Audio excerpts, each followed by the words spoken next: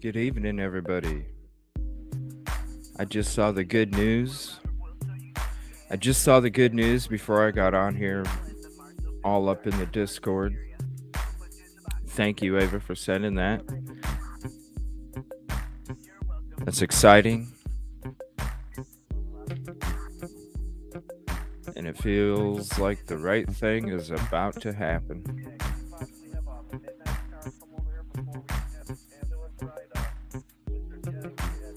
Maybe some know, some don't. But we'll get into that first. Yeah.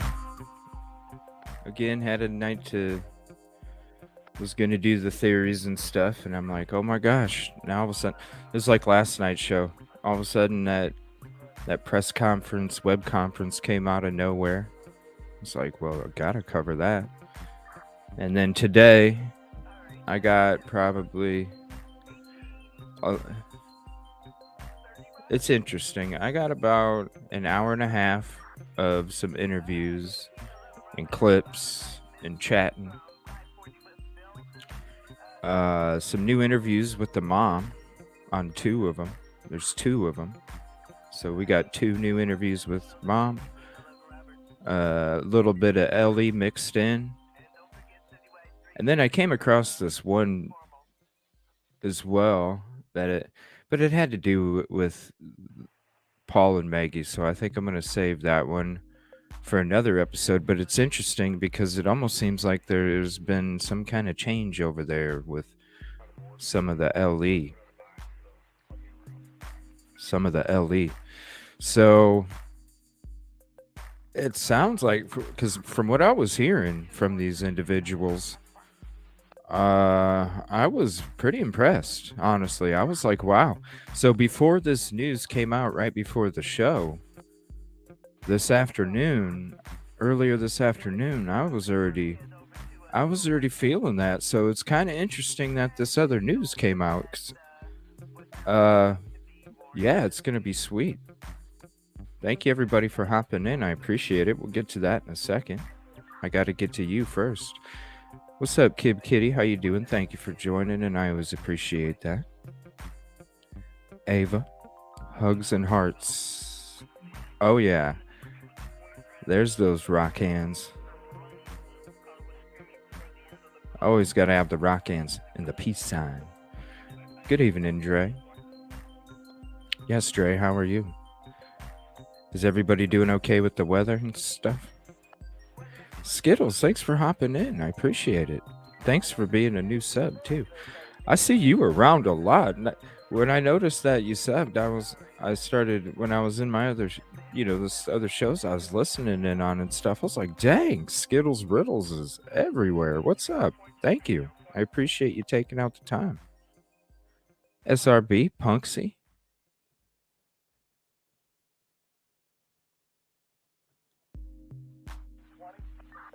Good evening, and thank you for joining. What's up? Appreciate all the love in chat. Look at all that. Now that sounds damn good, Dre. Thank you, SRB. Appreciate that. And if you love that intro, you got to go sub to Grismatically.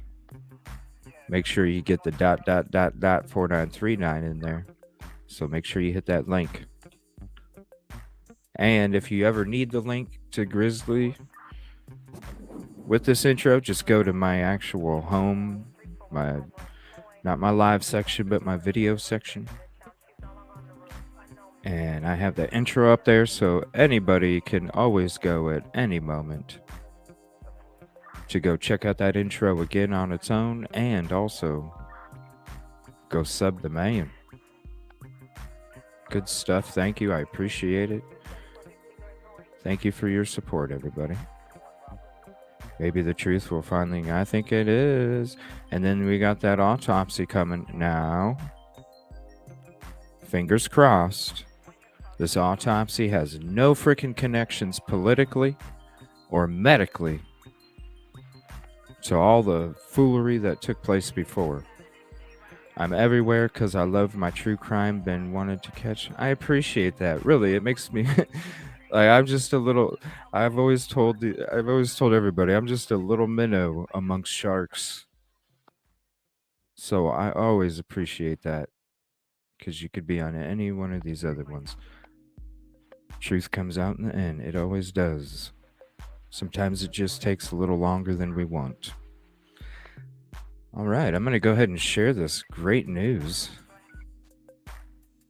We'll go ahead and shut the scanner down.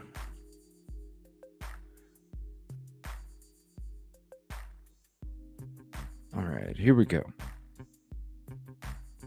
Let's go a little bit fuller screen than that. This is the good news, Dre. Ooh, I forgot my banners. 1 second. Kaboom, kaboom. Actually, you know what? We'll throw up the call line since we're not watching anything right now. Yeah, if anybody would like to hop up, you're more than welcome. Just ask for a panel invite. And please hit the like if you haven't already. So first, okay, this is the first. Be sure to tune in tonight at 8 p.m. Eastern for an extraordinary announcement that was a long time coming. Stephen Smith, Cuomo, News Nation. So, at 9 p.m., 8 p.m. Eastern. Son of a bitch, that's right now. I owe it, man. I hate being Central Time Zone. I really fucking hate it. I'm not used to this shit. Damn, it's already on. Well, you know what? Guess what? After we're done watching our stuff, we'll be able to actually watch it. How's that, everybody? That'll be towards later in the show. Won't be too much longer because I know it's Cuomo and he likes to, promote the shit out of himself. Whether he's interrupting his guests or he's throwing fucking videos up ASAP. You know he likes to interrupt his guests. I think that shit's ridiculous. It's like, dude, they're a guest. You don't interrupt them like that. But here is the actual news coming from a different source. And I want to say thank you to Ava for popping up this link in my Discord.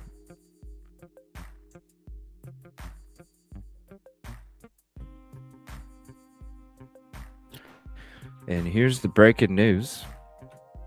And I want to thank Mandy Matney for the breaking news as well. And also, if you have anything for that rabbit hole, you can hop up and say what's up. Kevin, come back to Ohio, my friend. I left snow for a reason. Because I never wanted to fucking deal with it anymore. I haven't had to have a shovel for a while. I haven't even had to scrape my windows, man. And I love that. Hell no, I'm not going back to Ohio. Shit. Breaking news, in case anybody can't see it. SLED Mark Keel, chief, called attorney the Eric Bland today and said SLED believes that Stephen Smith was murdered not killed in a hit and run. It is now a murder investigation, which is what Sandy has waited years to hear. That is a big deal. One of something.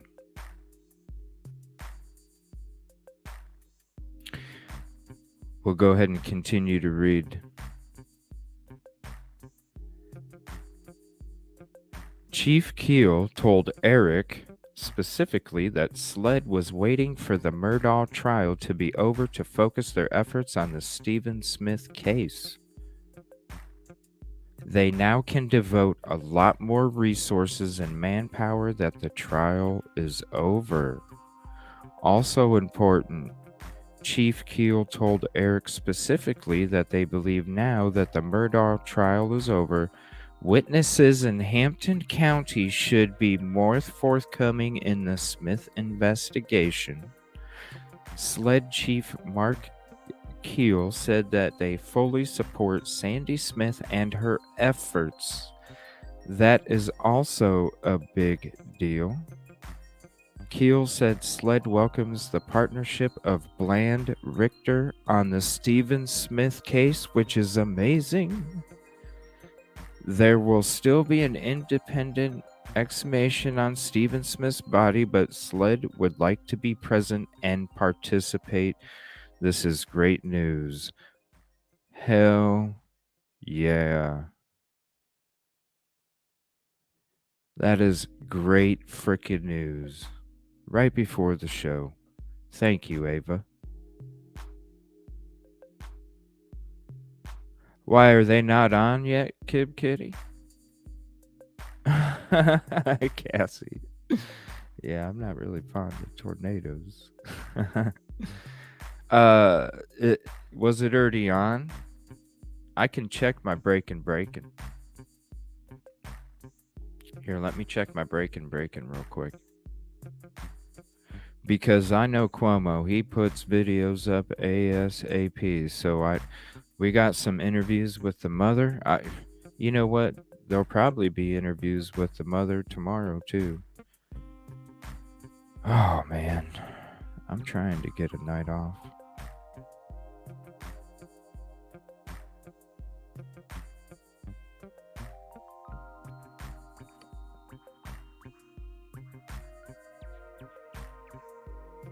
I'll tell you.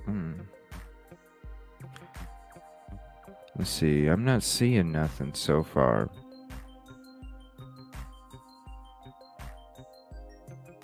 Yeah, I'm not seeing nothing so far. So it's on now? Okay. Here, let me throw out a panel invite if you want to. Because we can always watch the videos towards the end too, to actually watch them. But I do have... I suppose it'll probably only be about 20 minutes. I do got about an hour and a half, probably an hour and 40 minutes worth of interviews and chats and such when it comes to these new interviews with the mother today. Interviews and we're going to chats and such. I can hear me in the background. Just told us that they're going to dedicate now the manpower that they have from the Murdaugh case over to the Hello. Case. Hey, what's up? You want to listen to it? Yeah, go ahead. Are they on right now? Yeah. All right. Thank you, Kib Kitty. Appreciate it. And feel free, because the guilt of the Murdaugh, as a result of the verdict, is now off them. So it was a banner day. Usually you don't get this kind of information from the state. But for them to announce that it's their official position in Chief Keel to say that it's okay for me to come on your show and state that, it's extraordinary. And, we're just so happy for Sandy, not because, she still has to deal with the grieving loss of her son and the exhumation. But this is what this woman has been screaming at the top of her lungs for 8 years. And people are going to have to start asking questions. Why did certain governmental agencies determine it was a highway fatality and were impervious to new information that the death probably was intentional and was indeed murder? Well, it's also, Sandy, as you know, this isn't the first time that the state has become aware of this and questions about the situation. What do you feel at this point is the direction of why this happened? Is it too loud? Ryan Claypool is a No, trial you're attorney. fine. He's a legal analyst. He is with us this morning. It is complicated. It is sad. All of these deaths linked back to this family. Buster now denying Where any do you involvement. plan? And we should point out this is the first time he's. Oh, I'm sorry. I didn't know you could hear it. Do you have any belief, Sandy, about what happened to your son? I believe he was beaten to death. Why and by whom? That I don't know. That's what I need answers for. Counselor Bland, is there any working theory? I think it was a hate crime. I think, Stephen was a very courageous young man to live an openly gay lifestyle in the low country of South Carolina in 2015. And I think it may have had to do something with his lifestyle. I don't have a theory on who did it. I think that once we exhume the body and we work with SLED and maybe we can get some people to talk. Remember, there was a piece of evidence, Chris, that was discovered during the Murdaugh murder investigation, whether it was a phone, text, or it was something from a computer. I think we'll find out, but I do think at the end of the day, it had something to do with Stephen's lifestyle and maybe a boyfriend that he may have had or a relationship that he may have had. Now, of course, it's no surprise to you guys Despicable. that there was a lot of intrigue surrounding Alec Murdaugh's son, Buster. He put out a statement, said very supportive things about your family, Sandy, and about your son, denies any connection. His lawyer had this to say about the situation. There has been no indication, to my knowledge, of any involvement by the Murdaughs in Stephen Smith's death, cover up. I mean, sure, there was information that Randy Murdaugh, maybe Alec Murdaugh, showed up on an accident scene, but these are personal injury lawyers. Now, Sandy, that question. That lawyer's crooked. Okay, Yes, me. I understand that we don't know anything that connects Buster Murdaugh to this. Sorry. Rumors that were put into a lawyer? Netflix show. But Griffin. what about the Murdaughs and their influence in general? Buster's Griffin lawyer. represent, Yeah. that aspect of it, but he does have purview over Buster. Says it wasn't unusual for the Murdaughs to show up at a crime scene because they were personal injury lawyers. Do you accept that? Randy Murdaugh was not a personal injury lawyer. He was a workman's comp lawyer. Oh. So what does that matter? Wow. He was working the case for my husband at the time. Workman's comp lawyer? So why do you think they were at the scene? Who was working on her husband's case at the time? Yeah. Working for What? something, I guess. I don't know. Counselor? Chris, you're a lawyer. You know that it's not ethical to go to an accident scene. You know that it's not ethical to find out about accidents through people. Wow. I'm not saying Randy Murdaugh did I've never that, heard that. but Randy Murdaugh appears to have gone to the accident scene, and we're just going to have to find out why he showed up and how he showed up and who told him to show up. I never Yeah. Has he heard ever that. given any statement on it? He has, to my knowledge, he has not. Have I you can't approached wait him to watch about it? this video. Yeah. Not, Chris. I just got involved on Friday, and in 5 days, Ronnie and I have at least gotten the state to commit that this is a murder, which, we're making progress, fast progress. Give me a couple days, Chris. Yes. Justice. Wow. In right now, Stephen Smith, you've heard that name. Beautiful young man, was found dead. It was ruled somewhat a hit and run, never made sense, very mysterious for several different reasons. The state is now saying it has been judged to be a homicide investigation, meaning someone caused his death. Who and why? They're working with counsel for the Smith family to get answers. Shit's gonna hit the fan. Now, I didn't expect this news, Sandy, so I kept the most important question for last. Usually I would ask this right out of the box. Your son should not be defined, as young as he was. He Thank was you, a beautiful Ava. kid with a big future, by how he left this world. What do you want people to know about who he was and what his dreams were? I can't wait to watch this video. His dreams was to be a doctor. That was his life dream ever since he was little. And he wanted to own 100,000 cats. You know, but he was so bright and so funny. And I just always remember that beautiful smile and them dimples. He's a beautiful kid. He's got a beautiful mom, and he's got a family that cares about him in death as much as they did in life. And I know you want answers. We'll cover the story to the end. And I appreciate you being with us tonight, Sandy. Our heart goes out to you for your loss. But hopefully you get some answers so there'll be some closure in that. Councilor Bland, as you know, our job is to get relevant information out. If we can help, we're a phone call away. You got it, Chris. Thanks for having us. All right, Councilor Bland, thank you. Ms. Smith, all the best to you and the family. And thank you for being with us. Congratulations on Wow. He's being appreciative because I'm like, damn, you had to have your experience with Cuomo. Too bad it Right. couldn't have been Brian Enton. Brian Enton Right. deserved that. He did more not than cool. anybody. Not Cuomo. But I understand time constraints, and that's probably who was available, you know. I don't know. Oh my gosh. That is awesome. Yes. Wow. I can't wait to watch that video later. We're gonna watch it it'll be up at the end of the show. So if you have to come back to do the replay or something, I'll put it in the timestamps. It's only a half-hour show. Yeah. So I'll probably end my show with that whole special right there, that whole interview.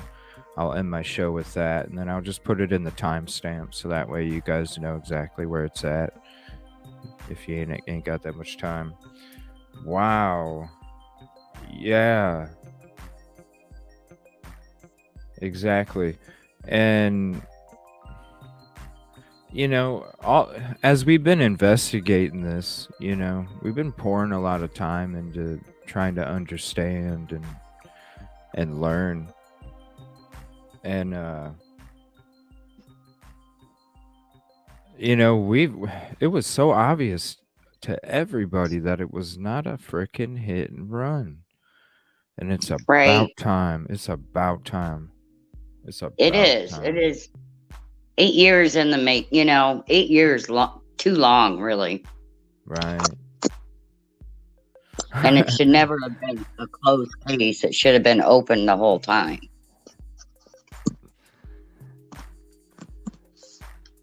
I'm just thankful he's going to finally get justice.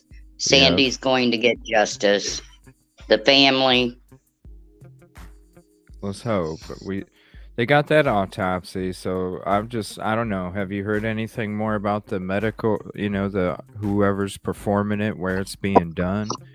Because the latest news I heard is just not very comforting when it comes to the what truth. I heard from Eric Bland, I'm not sure where I heard it, but it was him talking. Yeah. He said they've checked into 2 from out of state and 1 from in-state, but it has nothing to do with that Purcell or whoever she is. Well, I don't think she could do it anyway because you have to be experienced in bodies that are exhumed, and I don't believe she. Forensic, forensics pathologist. I hope it's not done at that same facility even. I hope it's done in another facility, somewhere in a different part of the state that has no freaking connections whatsoever. Well, this is a really big step, having it deemed a homicide now. Oh, of course. It's what should have happened. Oh my God. It's what's finally happened. Exactly. Yep. Skittles. I got goosebumps. Yeah. I'm just so happy for everybody. Well, that's cool. Well, we got some new interviews. There's 2 new interviews from the mom. She was on a local station, ABC News Channel 4. And then she was also on Court TV earlier today, being interviewed. So I figured we would go ahead and push the theories night to whatever night, just so we can focus on what's going on right now. And we can get into these theories any other time. I want to make sure that, when the moms has interviews and such, we need to be playing those. We need to be showcasing everything that's taking place now when it comes to her son's case and her family and such. So I think we're going to be very interested to hear a lot of the things that are said in these interviews. I listened to them earlier today, and I was pretty impressed. So we'll check those out, and then at the end of the show, we'll end it with this News Nation interview that Kid Kitty was able to give us a little clip of. Thanks for doing that. I appreciate that. I had no idea. Problem. I had no idea. I just saw that message at the last minute before I got on. It's like, oh, shoot. All right, so let me get to that video. 1 second here. Wow, that's awesome. That is. That is so awesome. Okay, give me 1 second here. Oh, and by the way, the GoFundMe again, 83,555. Oh my God. Yep, that's the one we're about to watch. SRB will be hitting that one first, and then we'll go to the local news station interview after that. Yeah, 83,000 now. It's going to probably cost a lot more than that, to be honest. And then we got the hate crime bill from Suzanne Andrews. Where are we at today for the signatures? We are at 3,266. So if you haven't signed this hate crime bill, any signature from any state helps. But if you live in South Carolina, please contact your local senator, because the Senate is where this thing's getting blocked. It's passing through the House. It's just not passing through the Senate. Whoops, let me get the first part of that link out because the whole thing don't show up in the message. There it is again. And it'll ask you to donate as part of a weird quirk with the website, but you don't have to donate if you don't feel. But the signature makes all the difference in the world. That needs to get to 5,000. It's 3,266 right now. So I thought you had to donate, so I donated. No, you don't have to. No. When we had Suzanne on, when we interviewed her, she said that it was something they were trying to get off. It was something they were trying to get off there, or make it a separate selection where it didn't pop up, because they didn't want that to take away from their true goal, which was the signatures. So that's why whenever I promote this hate crime bill, that's why I always kind of mention about the donation thing, just because she did mention it had like a quirk to it or something. So wanted to put that up there real quick, and then we'll go ahead and get into this first interview. She sat down with Court TV.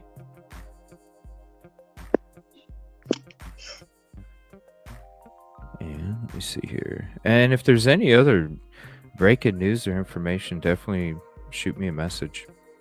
And we'll go ahead and pause the video and go to that. Let's see here.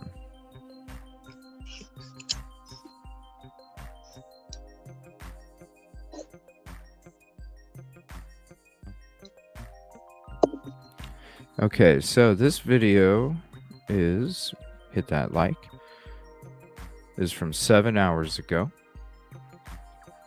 but it's a good watch. Thank you everybody for hanging out. Thank you everybody for signing that.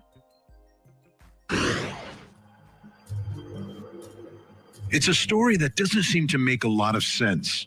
A young man is driving his car down a country road several miles away from his house. He runs out of gas, and with his cell phone in his pocket, he begins to walk home instead of calling for a ride or calling for help. He leaves his wallet in his abandoned car. Then As he's walking down the middle of a lightly traveled country road, he does not hear or see an approaching vehicle, which strikes him and leaves the scene. That's the conclusion of the initial investigation into the death of Stephen Smith. But his mother and a whole lot of other people in the low country of South Carolina think there's a lot more to the story. And a lot are questioning whether there's any connection to the Murdaughs. Tonight, we have reaction from Buster Murdaugh to the accusations that he is somehow involved in the death of Stephen Smith. Plus, for the whole hour, Stephen's mother, Sandy, will join us live to talk about her son, his unsolved homicide, and what she's doing to try to get some answers that every mother deserves. I'm Vinny Paul. And I just want to say that is so exciting what we heard when the show started. Hell yeah. Oh I'm so my excited gosh. for the right thing to happen, you know? And then, oh yeah, this is exciting.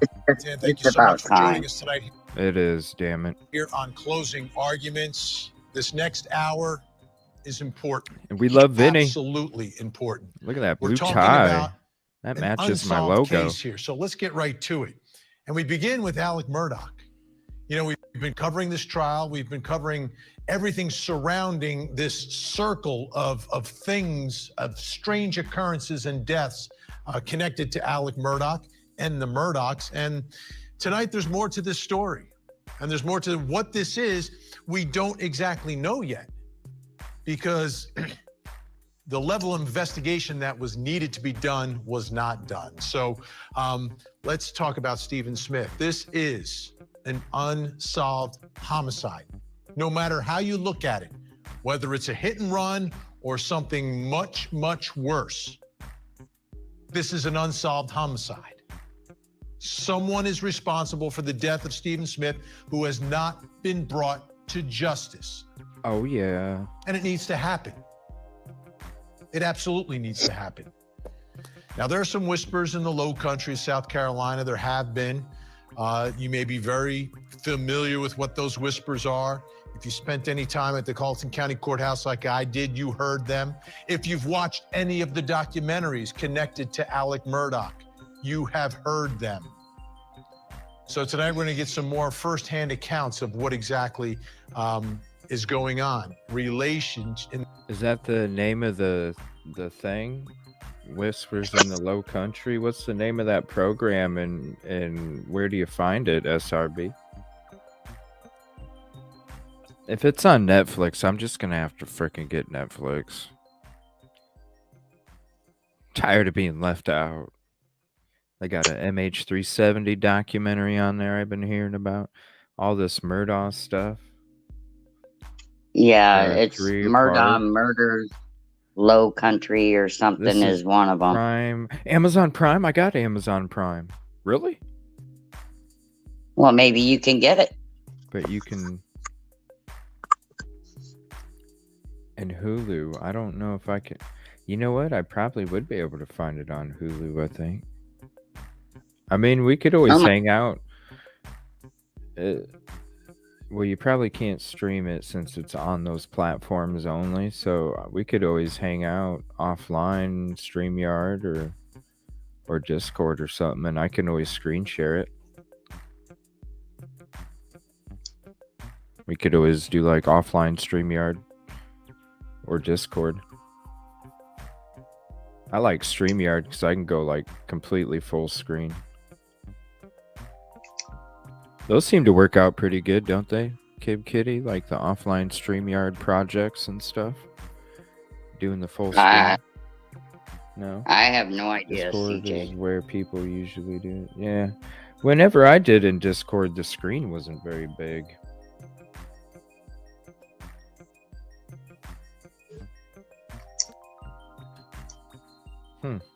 On CNN.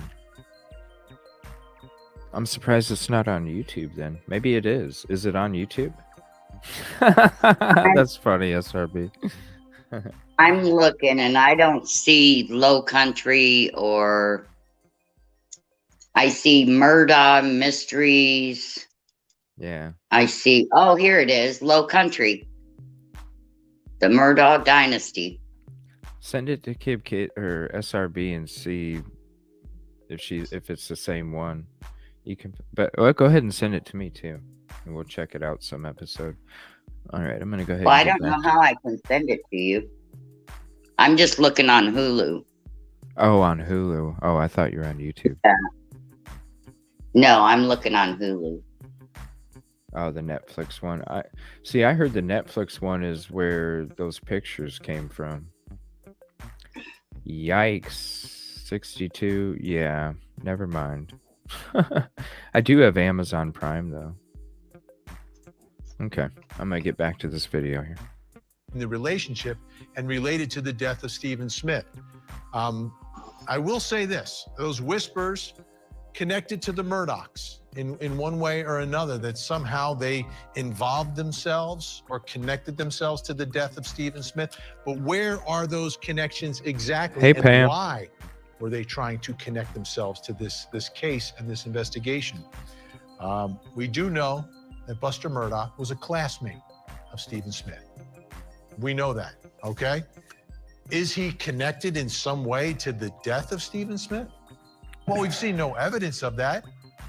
We've never accused him of it on this show. The only thing we've said is that he's a classmate, and for You know what's interesting? This is something that just popped into my head. Okay. What's that? Check this out. You know how Sled came out not even Sled. They obviously knew about it already. They were just releasing it slowly, right?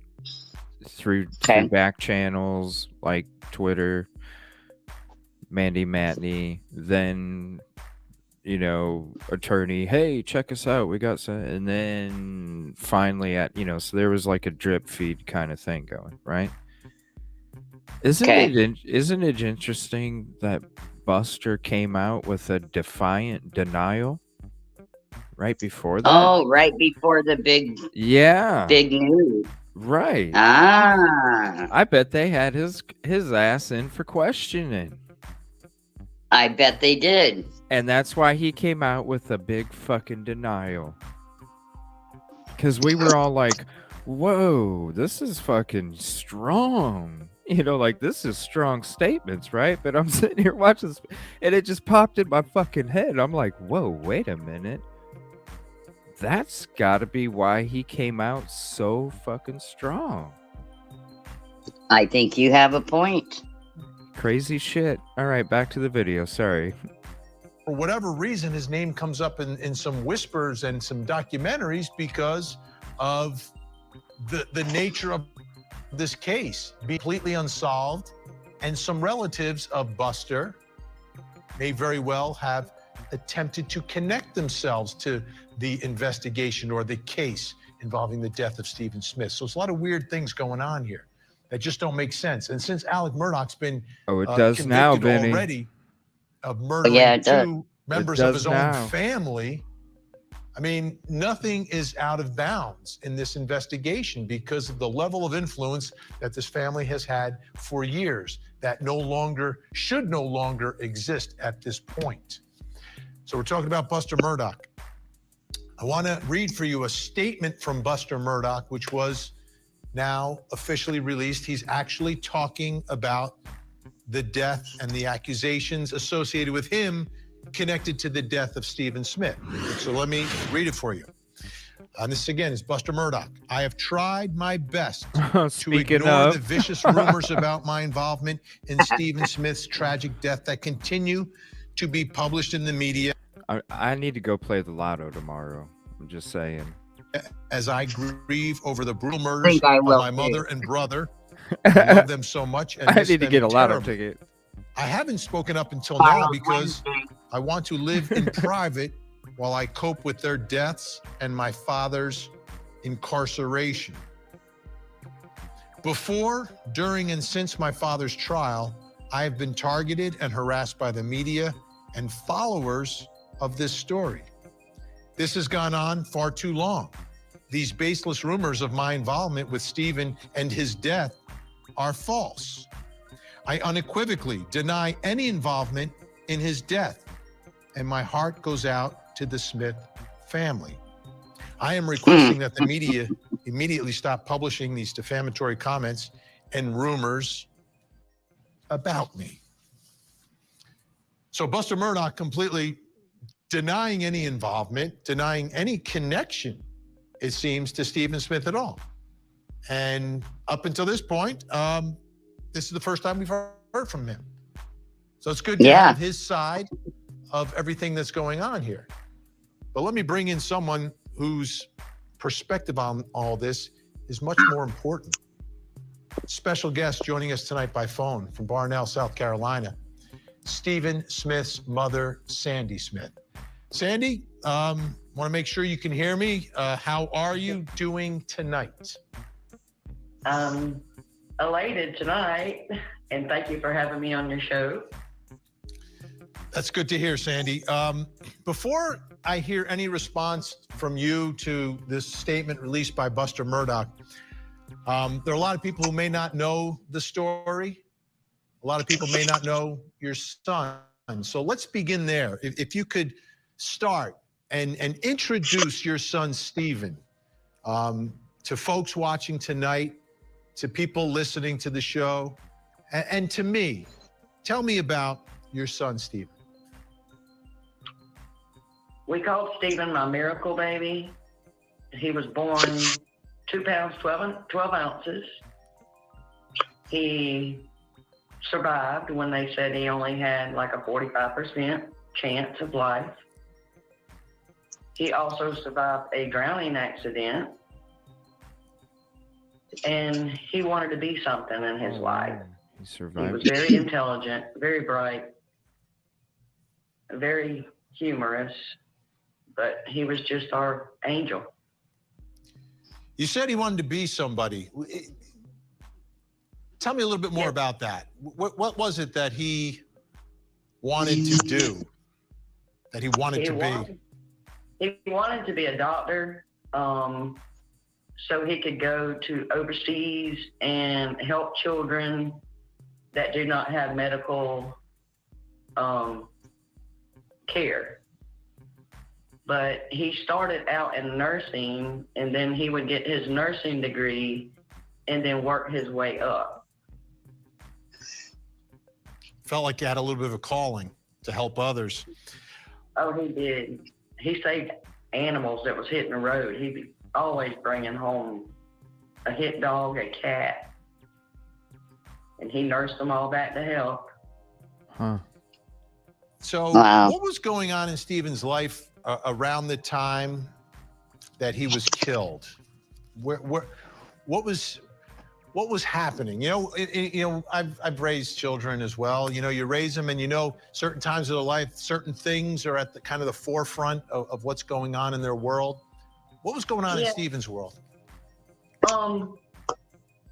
Well, he was basically, going to school, and then he'd drop by and want something to eat, but then he'd tell me a little bit, but he would never say any names. He told me that the last week that I saw him, the last weekend, which was the weekend before he died. Fishing trip. He said he had a fishing trip planned for the following weekend. And you know who went fishing? You know who went fishing? He was going on a fishing boat, and he was so excited. Mm-hmm. And I said, wow, who are you going with? And he said, it's an important person. Mm-hmm. But he never said a name, and he had a new phone. And I said, oh, where'd that phone come from? And he said, a friend got it for me. But he never said names, but he was very secretive, in the last few months of his life. Why do you think he was? Why do you think he wasn't sharing everything that was going on? I think, he just wanted his personal life to be his personal life. And he knew he never really had to answer to us for who he was. Because he always said, I am who I am. Did you want to say something? Oh, so that's the first time I heard that a friend gave him a new phone. It's probably Mark. You think? Yeah, I mean, probably. Just speculation, you know. Right. I think, yeah. This. I mean, this is what I think.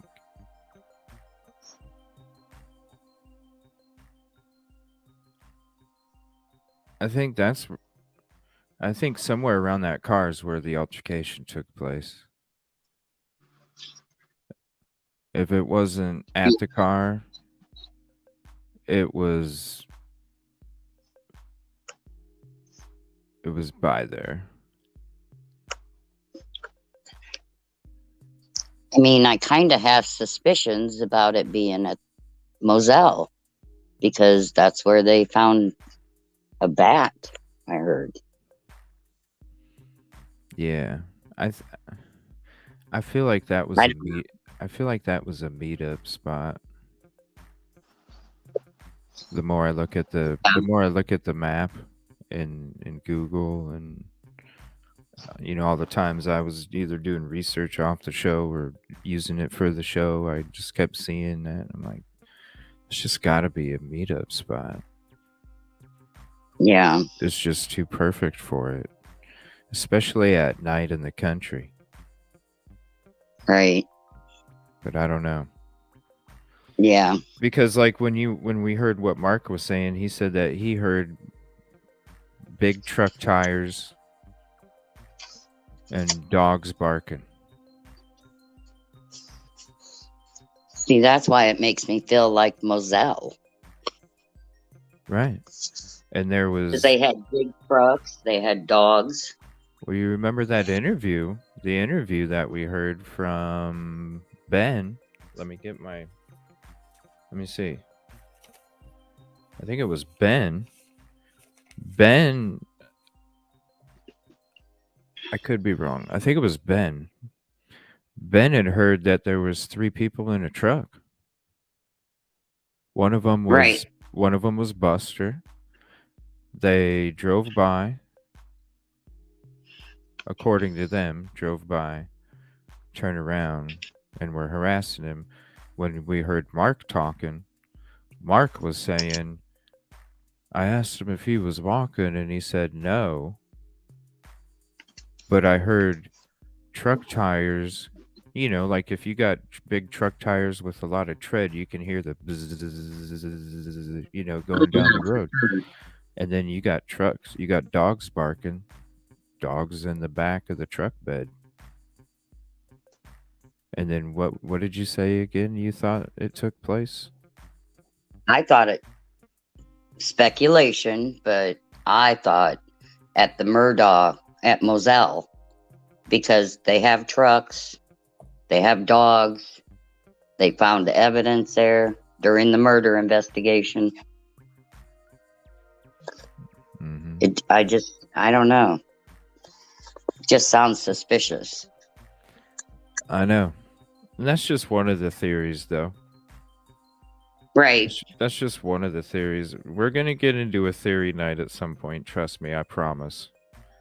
There's just all this new stuff that just keeps coming out. And it's like, we got to cover this. Speaking of, I'll take you guys over there. Huh? What'd you say? That it's mind-blowing. Jeez. It is. I mean, I had to show these interviews with the mother tonight, I couldn't. Yeah. I couldn't do the theory show. Yeah, this is how close it was right here. There's Moselle. And, oh gosh, crap, it moved it on accident. Hold on, I gotta put it back. No, I don't. I can just click on this again. See, I'm learning new things as we progress. So here's where the car was right here. And then here's the Moselle property. Murdaugh Family Kennels. Not anymore because it was sold. Yeah. Buster got $530 $4K today. And he's probably going to need that for a defense. So it's what I told my coworker today. I was like, yeah, you got that money, but you know where it's going. It's going towards defense, you know? Yep. Let's see. Sometimes those places have very large gas tanks. That's true too. Hey, Buster, will you do me a favor? Can you come give me some gas? I still think maybe. Wow. What if he did? Okay. I always wondered. I was like, why in the hell was the gas cap off and the thing open, right?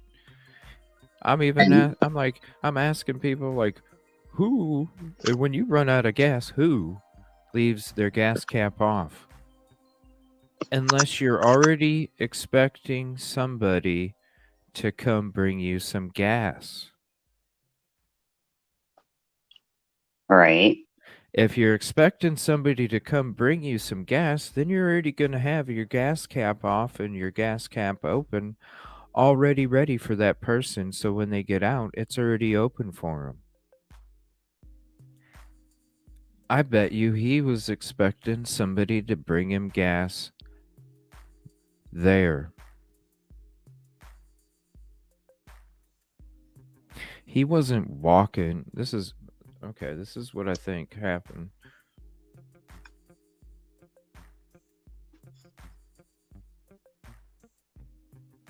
I think, remember that there was talk about how prior, when Mark was talking to him on the phone, he said he went to go get gas and there was a truck with 3 people. And so he didn't get gas because he was being harassed. So then he went on his way. He probably then ran out of gas right here. Probably ran out of gas right here. The people that were in that truck at the gas station are driving down the road, just like it's been reported in other interviews. They see him, not that he's walking, but they see him stranded on the side of the road waiting for somebody to bring him some gas.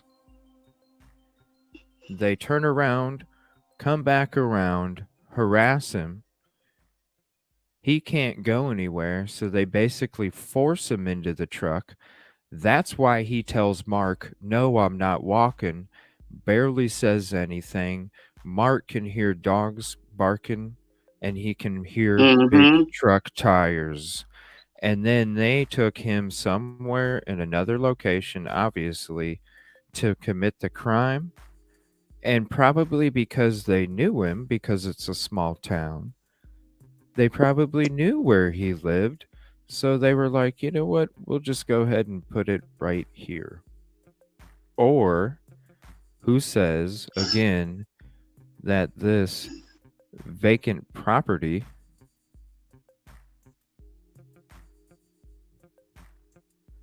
wasn't a place where something happened either? Because if you're doing something like that, wouldn't it be easier to do it in a house that you know nobody's going to be there? It was pretty brutal. Yeah. When it came to what took place. So I don't know. These are just different theories. It's going to be interesting as the week progresses, as we find out more stuff and there's more interviews and there's more, this is just the beginning.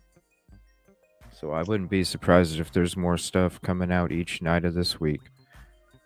If there isn't, we have to understand it's going to take time, but at the same time, this is some major stuff. They want to know if someone can undo someone's timeout. Not sure. Who got timed out? Pam. Poor Pam. Uh-oh. It was an accident. Oh, you did it again? I didn't do it, no. Oh, who did it? Poor Ava. Who? Ava. It was Oh. an accident. Pam, we'll get you back. I'm sorry. It's just a 300 timeout. seconds. It's just a timeout. What's 300 seconds? We The love you, time, the Pam. length of the timeout. Yeah, I know. How many is seconds? Like how many minutes is 300 seconds? Is what I mean. We love you, Pam. It's like 5 minutes, maybe a little under. We're talking Interstellar. We love you, Pam.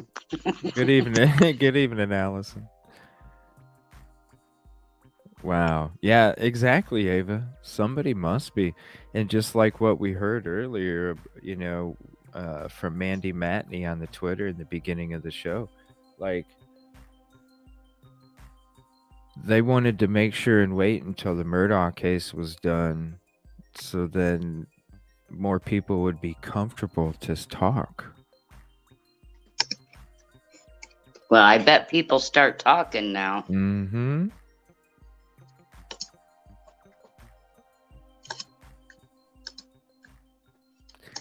Yeah, it is. It's all good. I accidentally did it to Dre YouTube, one night. So. yeah, YouTube gets so buggy sometimes. Like I've even accidentally done it to people. I was like, oh shoot. I got lucky though. It's 5 minutes exactly. We love Ava, you're fine. It was an accident. No, this is not ear for an ear. What's for Hey, dinner? CJ. Yeah, what's up? Allison didn't hear the news. Oh, yeah. SLED is now investigating it as a murder. Let me share the Twitter with you, and then you can go ahead and go there. I'm going to go back and start the interview with this mom real quick, just so I can make sure that I can stay on time here. 1 second. Where is that? Amazing. It is. Thank you again, Ava, for that link. Amazing. Yes, here Ava. you go, Allison. This is Mandy Matney on Twitter. Oh yeah, I did. That's right. I did. Good catch, SRB. Damn. Dinner is pepper steak over rice, homemade egg rolls, and caramel cake for dessert. I can't wait to watch Allison do a cooking show. Man, she's making something good. Every night. That's what, because she was the first one that always would pop in and say what she was making. And I'm like, damn, that's when I started always being hungry during my show. And then I just started asking people, like, what are you making? What are you making for supper? I wanted to know. It became a thing. Thank you, Allison. You're welcome. Or you can just skip back to the beginning. It's crazy, but on Twitter, it's maybe like a 5-minute read. It's going to be interesting. We'll be ending the show with the News Nation interview that they had with the mom and the attorney tonight. Or maybe it was just the attorney actually talking about everything. This is going to be, it's exciting that the right thing is going to happen here. So let me go ahead and go back to, oh yeah. It was Eric Bland and Sandy. Oh, both of them? Okay. That's what I thought. But I did. Cuomo. Yeah. Yeah, I couldn't say for sure, but you can't get not with you, SRB. He got mad at me for calling him Cray Cray. Yeah, because when I was doing my Idaho 4 Google stuff, she's like, you go Cray Cray. I'm like, what? You do a cooking show? I want. Yeah, that'd be sweet if she did. I think they always showed me. I know, and it's crazy too. Like Randy shows up right away. Crazy. And it was like, well, why would he? I was talking to somebody earlier. I was like, well, at the same time, if it wasn't somebody else besides a Murdaugh, then That's the only reason why Randy would showed up right away. It would have to be. And like Sandy said, he's a workman comp lawyer, Yeah. not a personal injury lawyer. Just like when Paul got to an accident and they hurried up, came out there and got the beer and guns before anybody showed up, Same thing. So yeah. There we go. All right, Pam, now you're back. I wanted to make sure you were back. All right, so let me find the beginning of this. We'll go ahead and go through this again. We'll chill back, listen to the whole thing, chat for a minute after it's done. And then I keep checking the breaking. So if it comes out, I will let you guys know. After this, we'll be switching to the next interview. And he nursed them all back. Oh wow, So- she was still on the phone already. From you to this statement, I am requesting that's going on here. Okay, here we go. But let me bring in someone whose perspective on all this is much more important. Special guest joining us tonight by phone from Barnell, South Carolina, Stephen Smith's mother, Sandy Smith. Sandy, want to make sure you can hear me. How are you doing tonight? Elated tonight, and thank you for having me on your show. That's good to hear, Sandy. Before I hear any response from you to this statement released by Buster Murdoch, there are a lot of people who may not know the story. A lot of people may not know your son. So let's begin there. If you could start and introduce your son, Stephen, to folks watching tonight, to people listening to the show, and to me. Tell me about your son, Stephen. We called Stephen my miracle baby. He was born 2 pounds, 12 ounces. He survived when they said he only had like a 45% chance of life. He also survived a drowning accident. And he wanted to be something in his life. He was very intelligent, very bright, very humorous, but he was just our angel. You said he wanted to be somebody. Tell me a little bit more about that. What was it that he wanted to do, that he wanted to be? He wanted to be a doctor, so he could go to overseas and help children that do not have medical care. But he started out in nursing, and then he would get his nursing degree and then work his way up. Felt like you had a little bit of a calling to help others. Oh, he did. He saved animals that was hitting the road. He'd be always bringing home a hit dog, a cat, and he nursed them all back to health.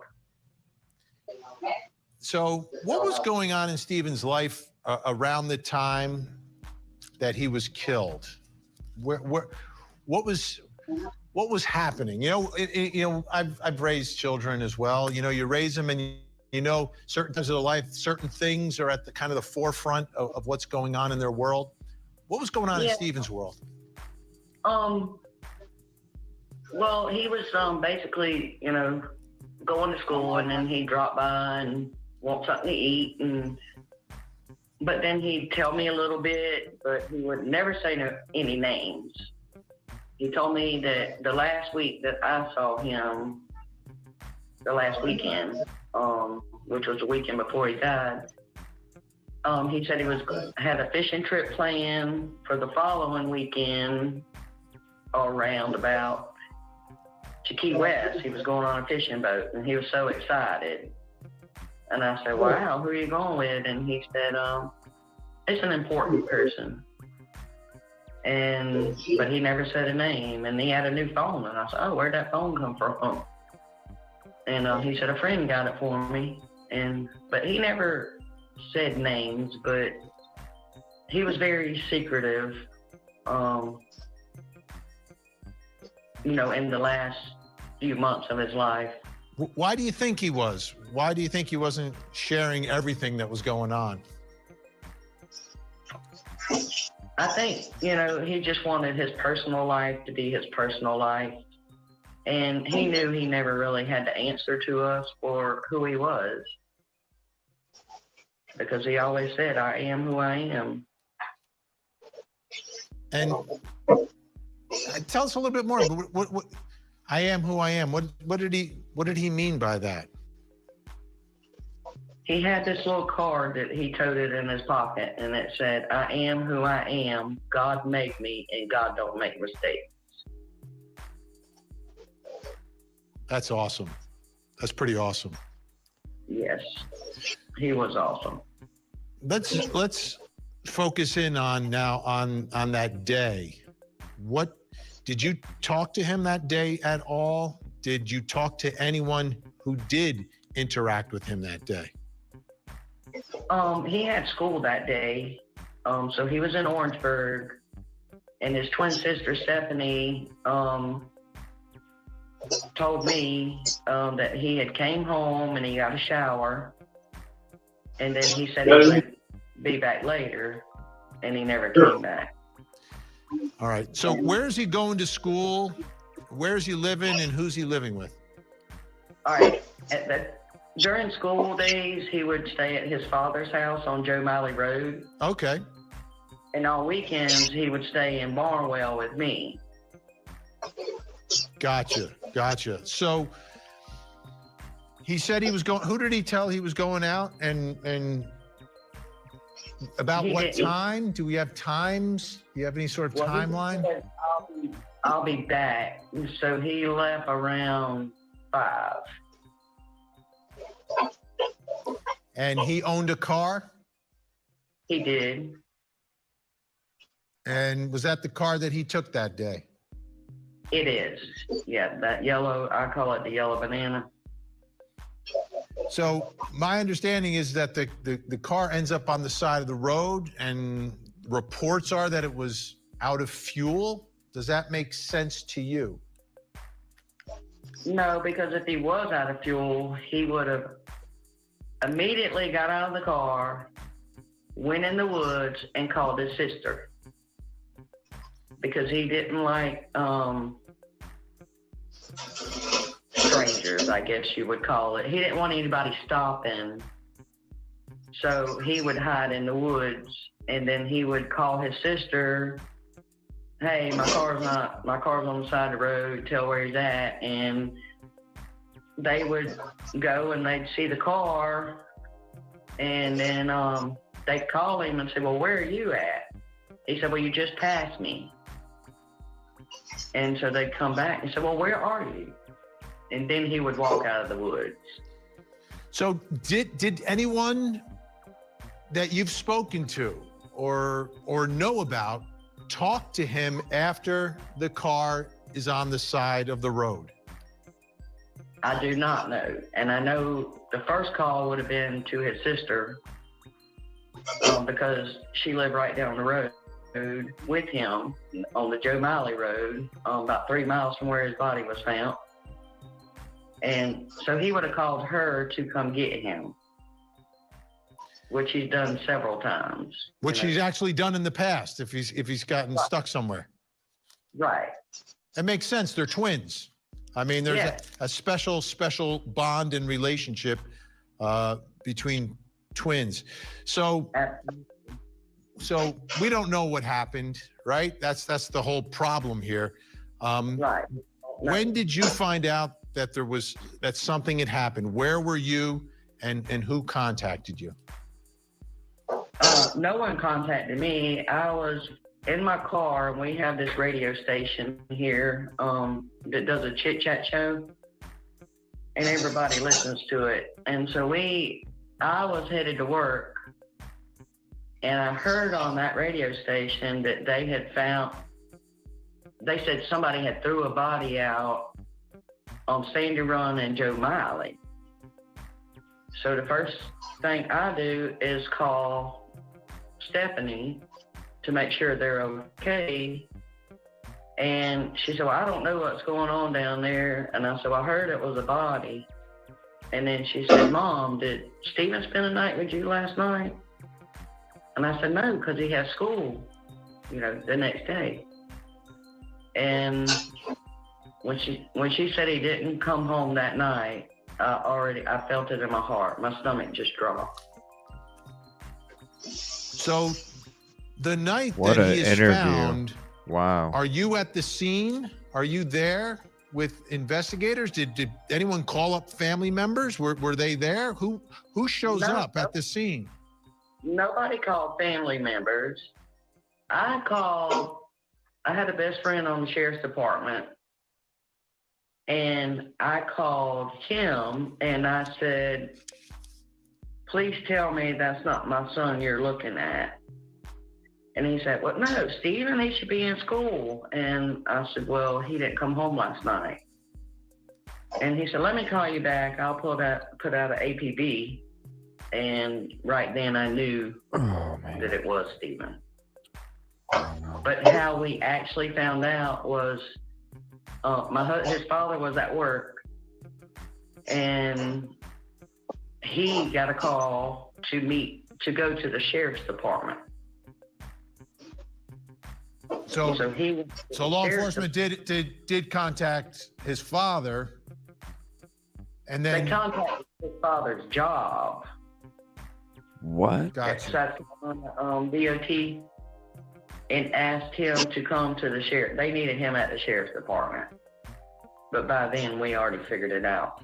Wow.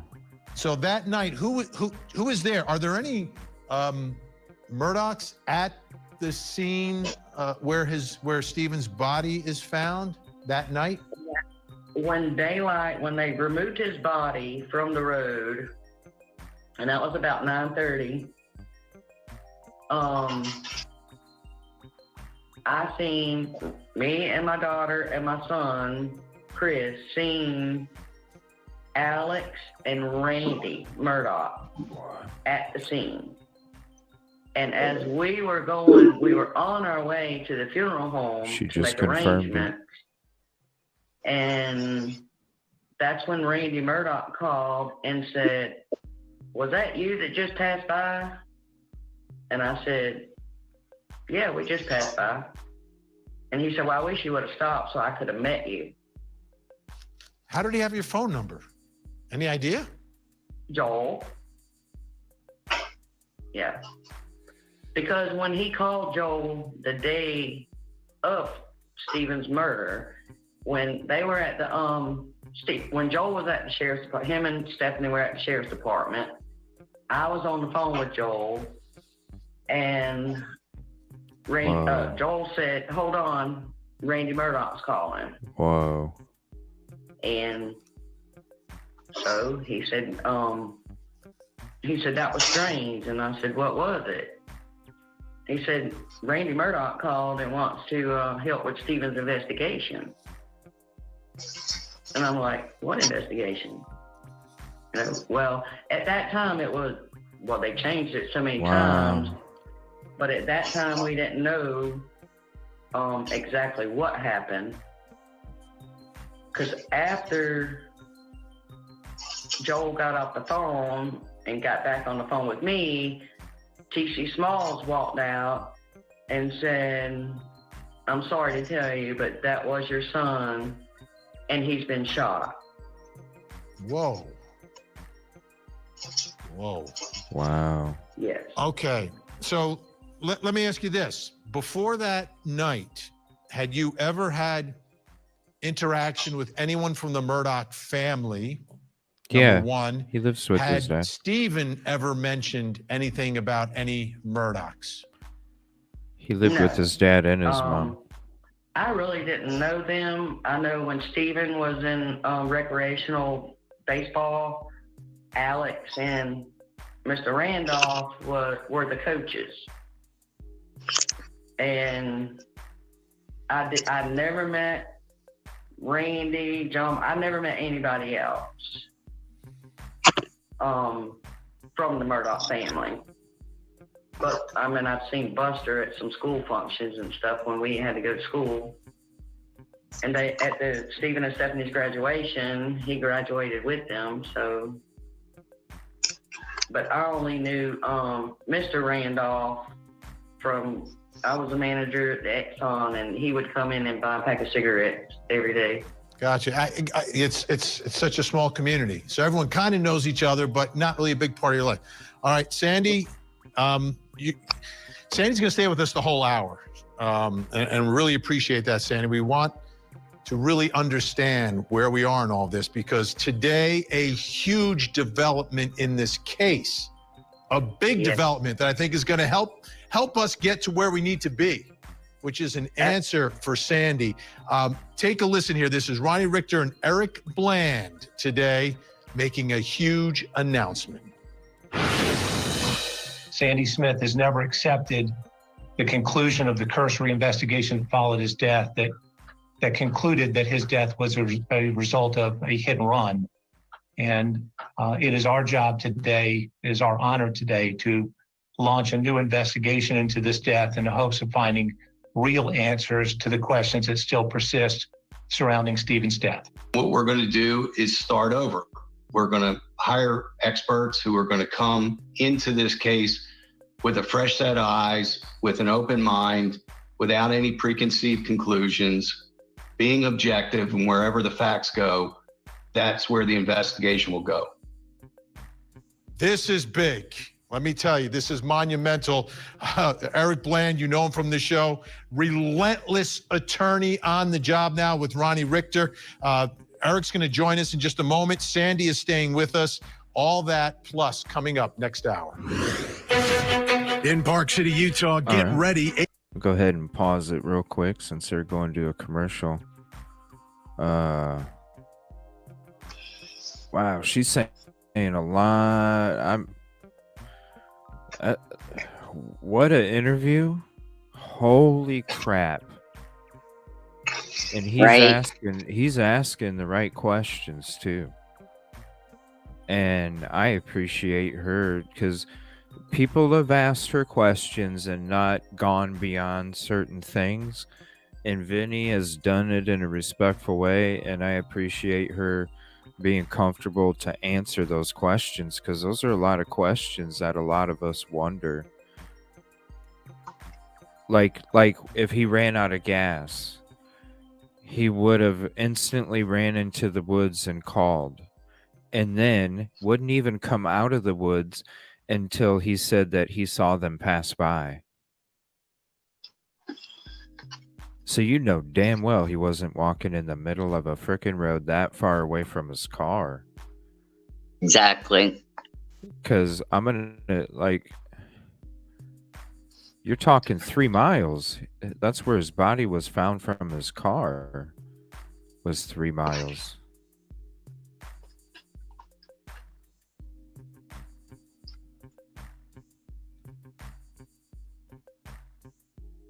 Three freaking miles. There was no way.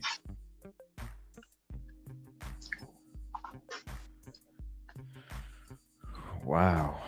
I'll get to you guys' chat here real quick. This is crazy information.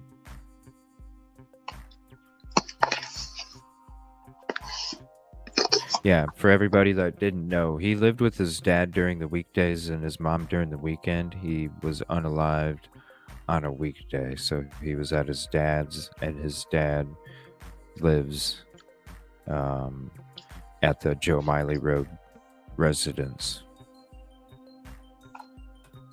That too, Pam. That house or that spot. But, I mean, come on, that house, you're looking, you know, like right here. We already saw there's one house right next to it. Other than that, it's all farm and trees. So literally, you got like this house and this house. And they're pretty separated. Look at that. It's all so dense too. It's all so dense. Look at those trees. That's thick. That is thick.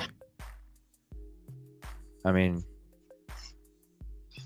look at those trees. All the way back in the property. Because look, you see it right here, right? It's cleared out for that house. But look, we'll go back to bird's eye.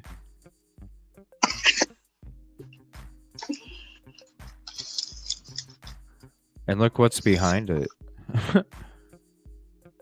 A bunch of trees. I mean, hell, what if something's back here, but who knows? Like they said, 2 weeks after they started investigating Maggie and Paul's unaliving is when they discovered information that led them to reopen the case. So, in my opinion, it was either the paint chips or the bat, or who knows what it was. It could have been something on the phone.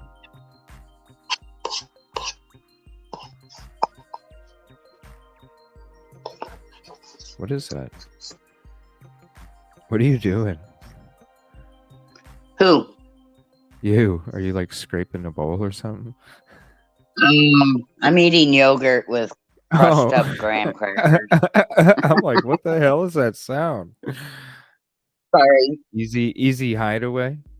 It just sounded like you're scraping something. That's what I heard too. I was scraping the yogurt. And somewhere along the way, gunshot was lost and became. Well, I know when they do that autopsy, they'll, just like that show Bones on Fox a long time ago. Bones tell stories. I watch it every night when I go to bed. Bones tell stories. All right, let's get back to this call. Gwyneth Paltrow, the Hollywood actress, being sued for Gwyneth Paltrow's ski crash case. Live coverage begins this week. Wow, that's loud. Court TV. Hurry, offer and Oh my lord! Sorry, everybody. Holy crap! On July 8th, 2015, at approximately 4 a.m., Stephen Smith's body was found in the middle of Sandy Run Road in Hampton County. There were no skid marks around his body. There was no vehicular debris found. His loosely tied shoes were still on his feet. His motor vehicle was about 3 miles away on Bamberg Road with the gas cap removed.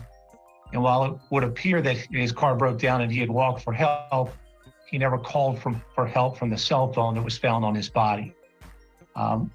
Sandy Smith has never accepted the conclusion of the cursory investigation that followed his death that concluded that his death was a result of a hit and run. And that's the problem. It was a cursory investigation. Need a real investigation. That's Ronnie Richter, part of the team now that is representing Sandy Smith, the mother of Stephen Smith, trying to get to the truth. I mean, every mother deserves the truth of how their child was killed.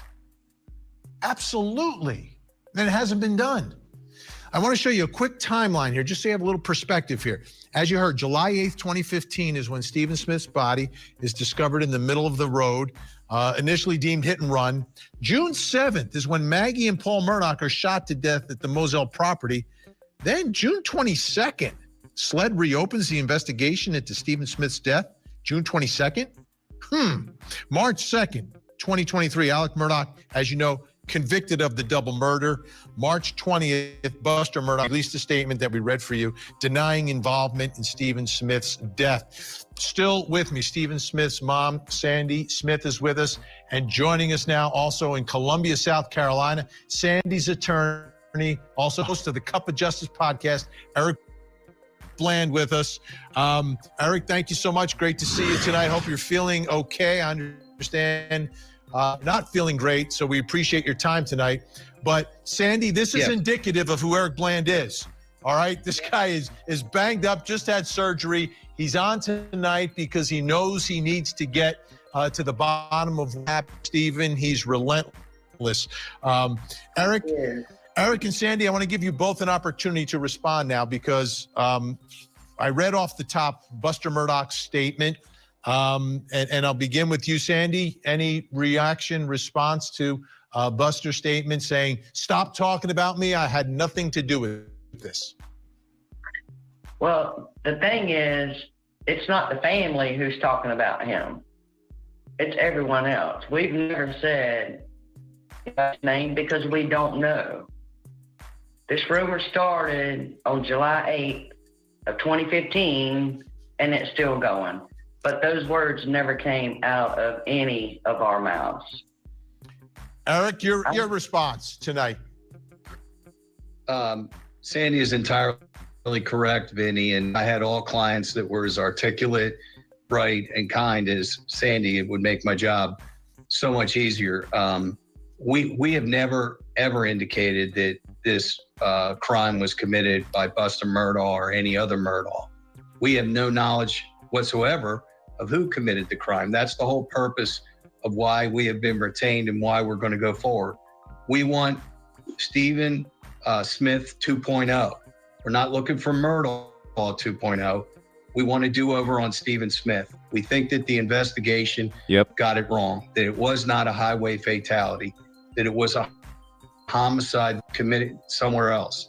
And that SLED should have been the one that initially investigated this fatality and not the highway department. And so it's our intention to petition through the coroner's office and ultimately the court to get the proper permission to exhume Stephen's body and have an expert who is familiar and has experience in exhuming bodies that have been in the ground for a long period of time and make a determination as to what caused that blunt force trauma.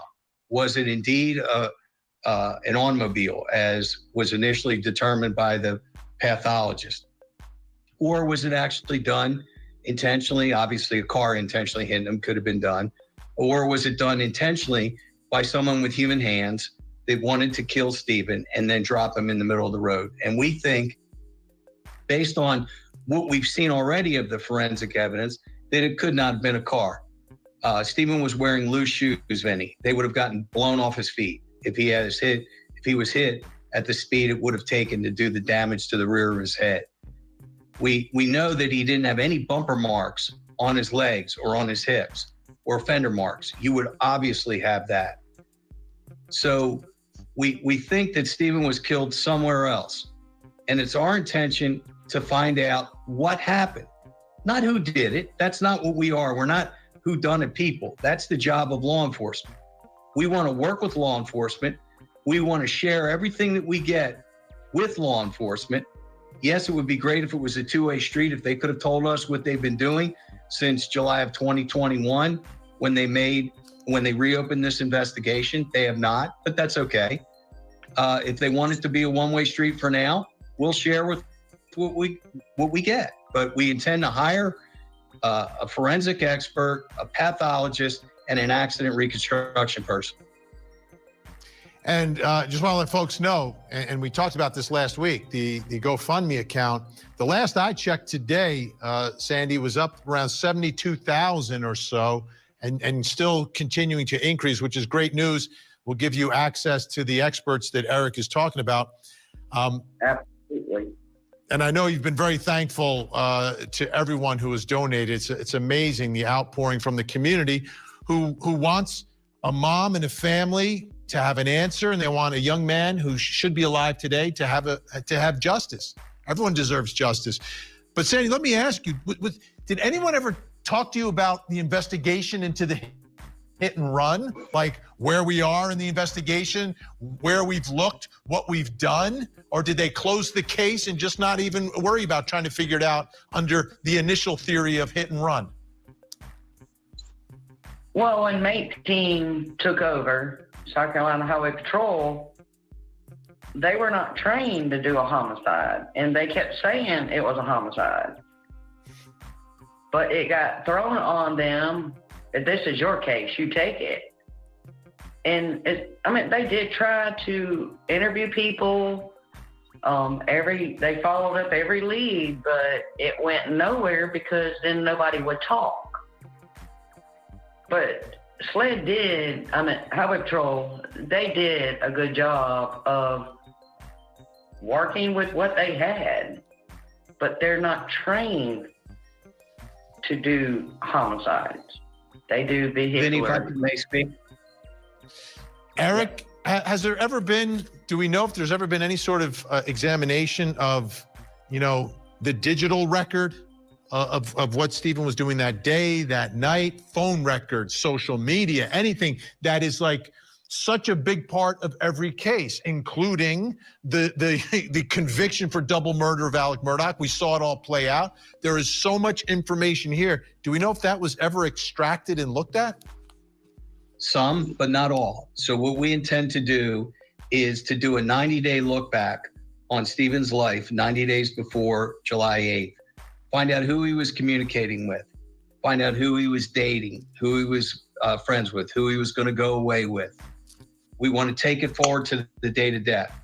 We would then have the ability to bring a civil suit to reform the death certificate, because we don't believe that it was a highway fatality. We believe it was a homicide.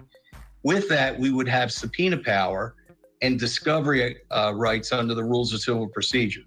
So it's our intention to use the available rules of civil procedure to do these phone searching. Obviously, it was such a big part of Pam. The trial that just took place, the Alex Murdaugh trial. And we believe that there's going to be a lot of post-death chatter on certain phones, on people that were close to Stephen. Look. Like we said in the beginning when we first started talking about it, this is where the younger generations start to not, the family's been sketched for a long time. It's just this part of the dynasty where this generation doesn't clear up their tracks like their grandfathers do or did. And this is part of it.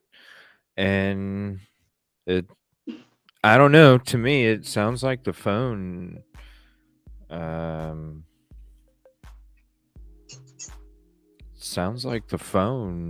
is maybe the key. They know more than they're saying. And then once they get these all this stuff going and they start getting all the documents and stuff, they already said last night they're going to be transparent.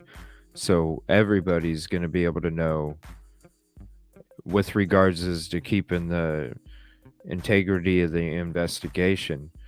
But they're going to be transparent, and I'm so glad that this guy's law firm, Blanche and Richter, they're doing this for free. So awesome to them, props to them. The GoFundMe real quick before we get back to this, it's at $83,000 right now.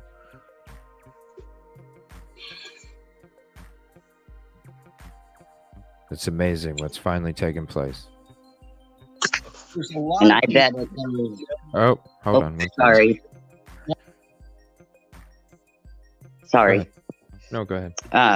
I bet it just skyrockets now with the news that came out.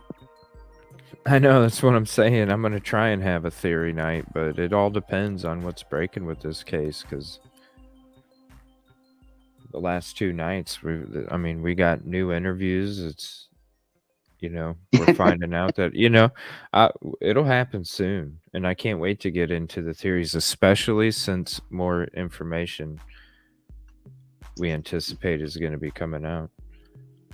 Maybe not right away, but maybe 2 weeks, a month and a half, 2 months. It's going to be a lot sooner than we all thought a few days ago. Yep. That's a good thing. So take their time, do it the right way, Exactly. Nothing but the right thing. All communities, Vinny, you've been there. You've been to Waldeboro. Everybody knows everybody. People have some knowledge. And what we're asking for is people to come forward. The stranglehold that some families have had on controlling law enforcement, we think is not there anymore. We think that people have knowledge and Neil have to have the courage to come forward and just tell us what they know, any little bit of kernel, because one innocuous fact matched up with another innocuous fact can make a really good fact. And during the Murdaugh trial, I received so many favorable things from listeners that I would turn over to Creighton Wooders, things that made a lot of sense that I knew he used as the trial progressed. So people do know things. And I also want to clear up the transparency that will exist with the GoFundMe money. This money is not going to enrich Sandy Smith or her life. This is going to be poured into the investigation and the exhumation of Stephen Smith. We are going to have full transparency of all money taken in, all money spent. My law firm is not charging a legal fee to petition for the exhumation or supervise the exhumation. We're giving our time for that. Sandy has pledged open and transparent, and anything that we find, we will share with the public. That is our pledge, is it not, Sandy? Yes, absolutely. There you have it, folks. All right, Sandy and Eric are staying with us. We're going to talk more about this. The exhumation is the huge part of this investigation. We're going to bring in an ME to get her take and add her to our insight tonight to figure out exactly what you can learn and what the odds are this many years later about finding that piece of evidence that will make a difference to find an answer. All right, we'll go ahead and pause it real quick just to get to chat during the commercial.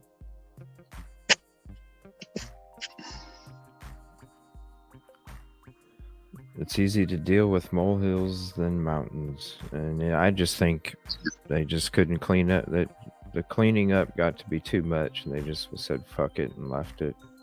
What the hell's gonna happen to me? I'm a freaking Murdaugh. Why do I need to? You know, like when it comes to evidence possibly being on a phone. I'm saying after all the sketchy shit. Think about it. Yeah.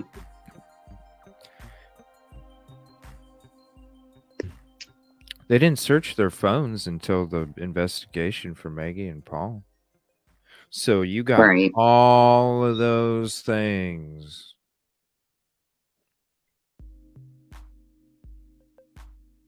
Yeah, but would there still be information on the phone this far out?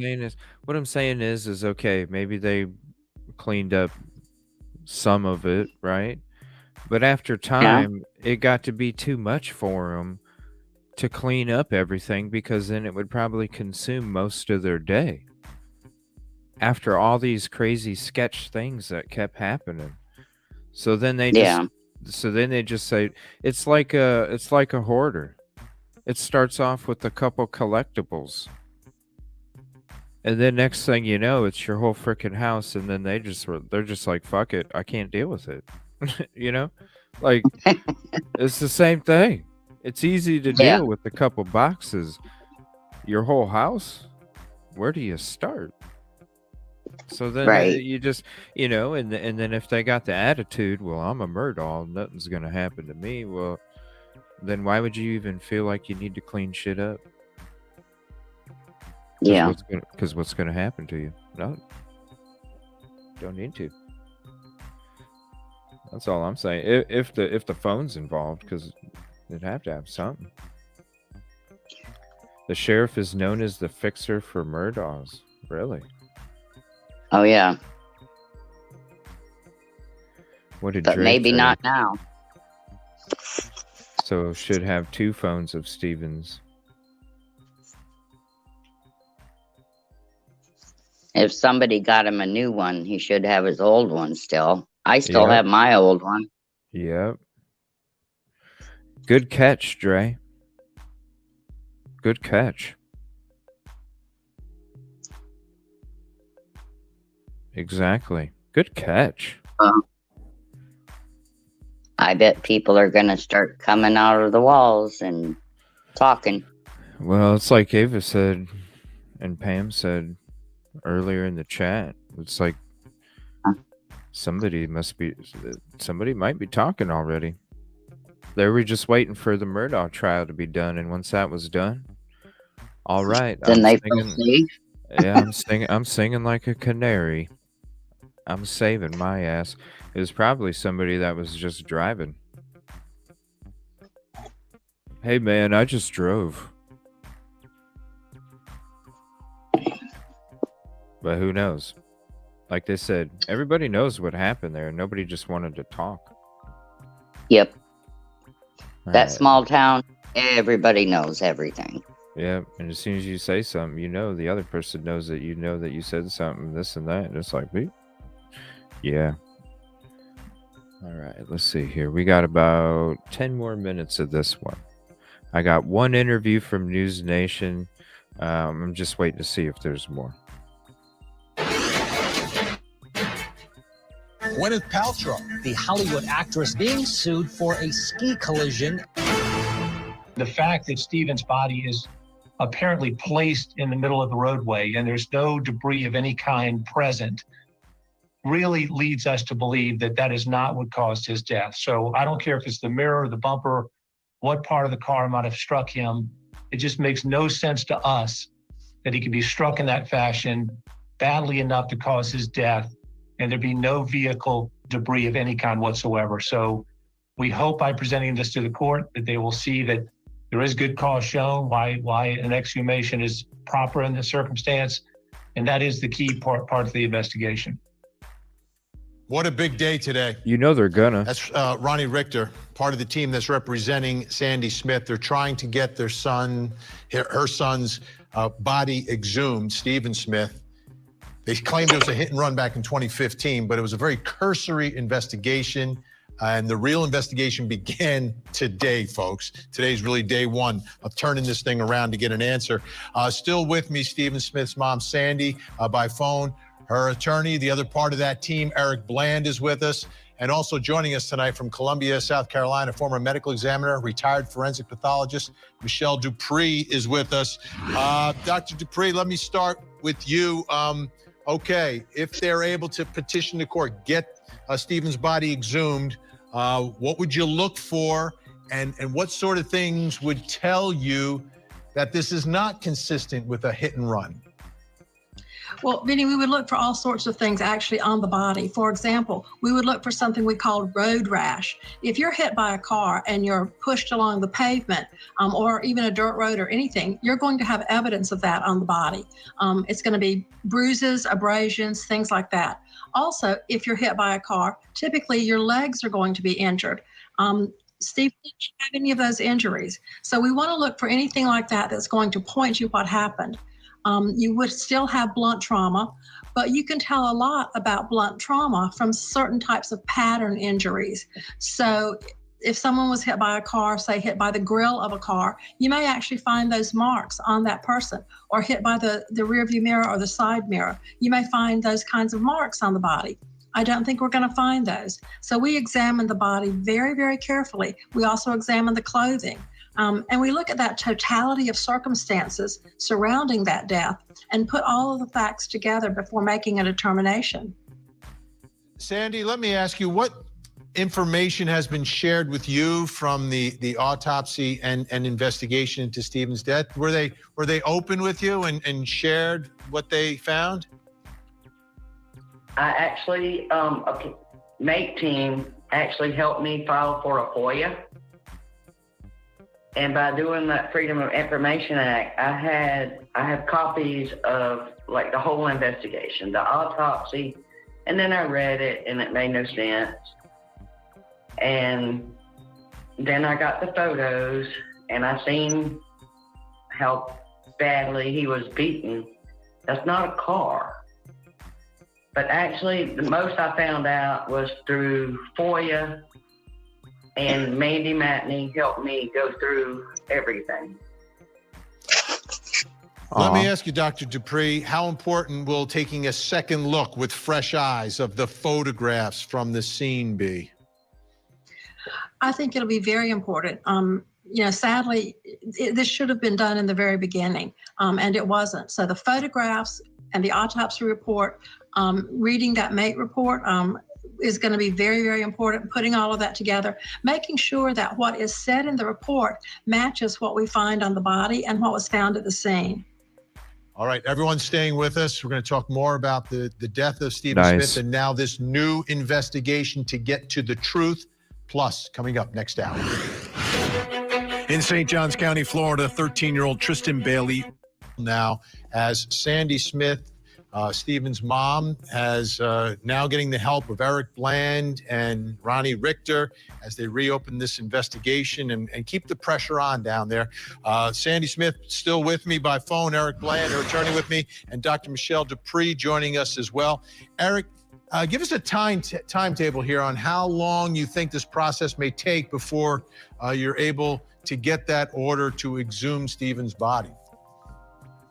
Well, obviously, this is the first time I've ever done something like this, so I want to make sure that I dot all my I's and cross my T's, hire the correct experts, talk to people like Dr. Dupree, and I will talk to her tomorrow, understand what I have to show for good cause, because you get one shot, like Eminem says. So I want to make sure that I have the good cause necessary for a coroner to sign off on this, and ultimately, if necessary, a court. So that we hire the right people who know what they're doing. You know, there are a lot of people who are pathologists that look at people who died yesterday, and they make a decision as to cause of death.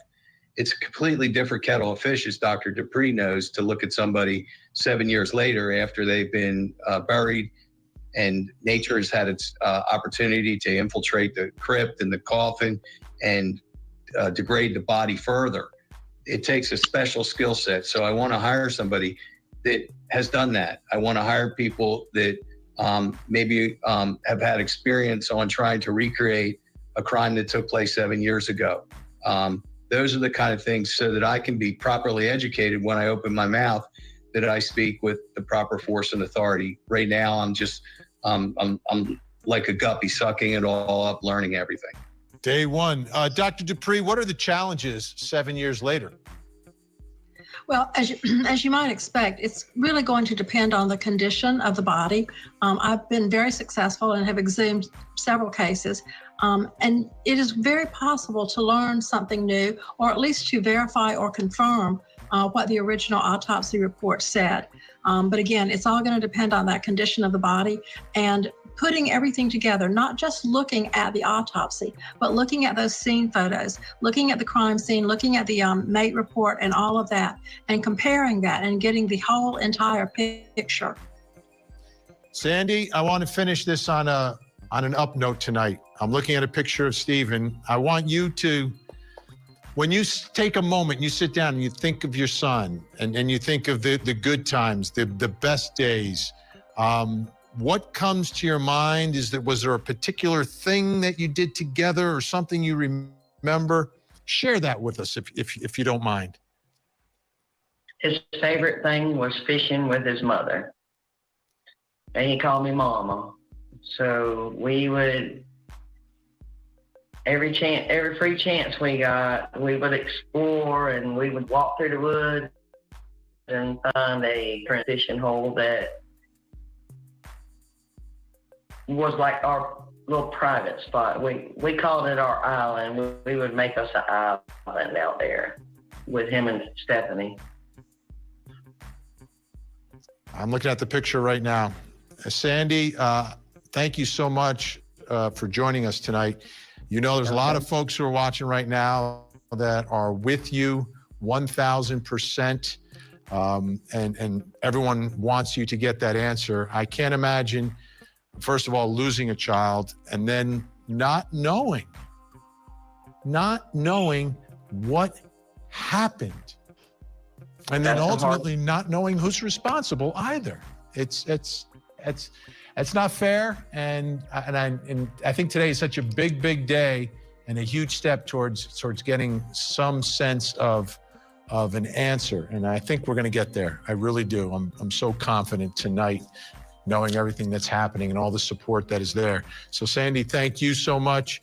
Eric Bland, Once again, you're lying there. It looks like you're in bed. You're in pain, but you're working for your client and you're helping us. We appreciate it, Eric.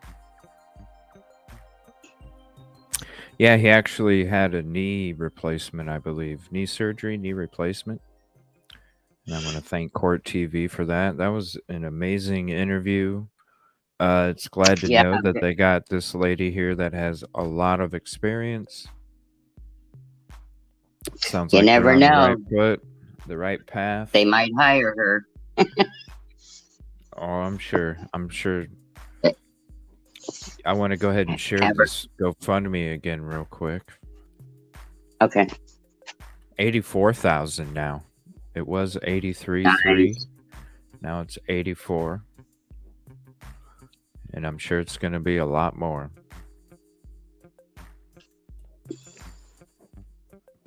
Yeah, knee surgery. Thank you, SRB. I knew it was one of those. And that's sweet. She called out Mandy Matney for helping her out with all that. Yes. Thanks Suzanne Andrews for the headstone that you see in this picture right here as well. She did a fundraiser, raised over, I think, 40-some thousand, I believe, for that headstone. And then also, they also were able to get the father a headstone as well because he didn't have one. So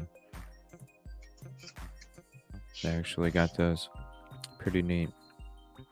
So props to everybody involved for everything that they did on this case,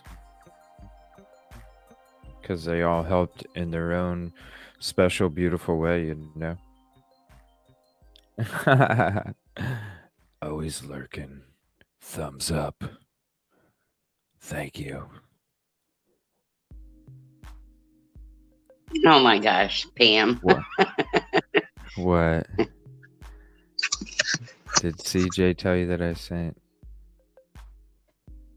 email for our trip to meet Sandy? To what? I haven't even checked my emails. I'm sorry. I was like down to the last minute again.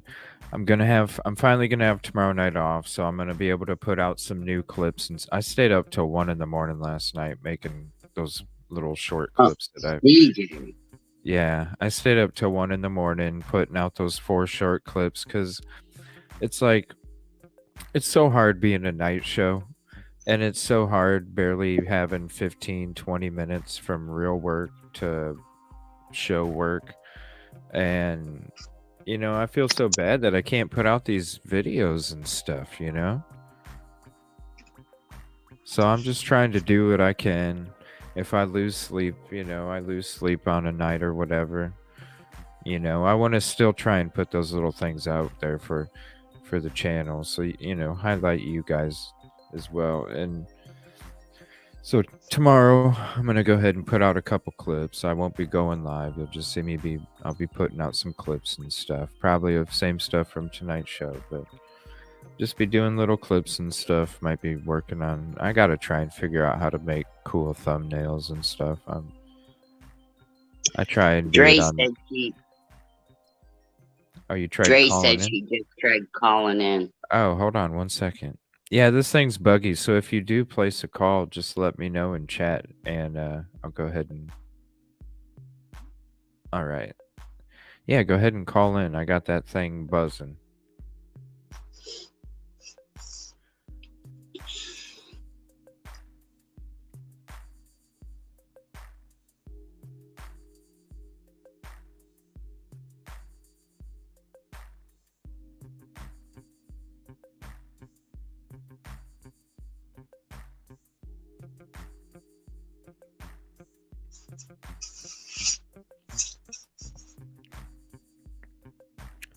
Is it not working?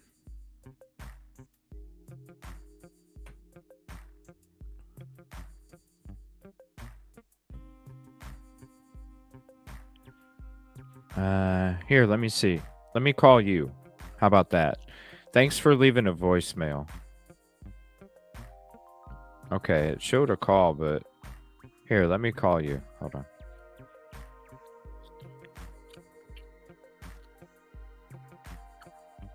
All right, there we go. I'm calling. There we go. Now you won't be able to hear Kib Kitty. Hey. Hey, what's up? Hey. Yeah, but she can't hear you, Kib Kitty. Drake can only hear me for some reason. Can you hear Kib Kitty? I can hear Dre. I know you can hear Dre. Oh. She can't hear you. I can hear her. Okay, you can hear her on the TV or something, or can you hear her? Well, I've got it up on my iPad. Okay. Okay. Hello. Oh yeah, I hear the echo. Delay. Do I need to turn my thing down? Yeah, because it'll just create like a really weird repeating tunnel. It's crazy what it does. Do I need to just put in my ear pod and? Oh yeah, that's turn a good down- idea. That's a good idea. Then you could act. Yeah, because I haven't figured out yet how to get the live call where the panel can be heard on the phone call too. I haven't figured that out yet. But I think there's another device that I have to get to do that. Alrighty. But that You would got me work now? great. If you have like a earbud or something, then you can actually hear her in your ear. I don't You have me now.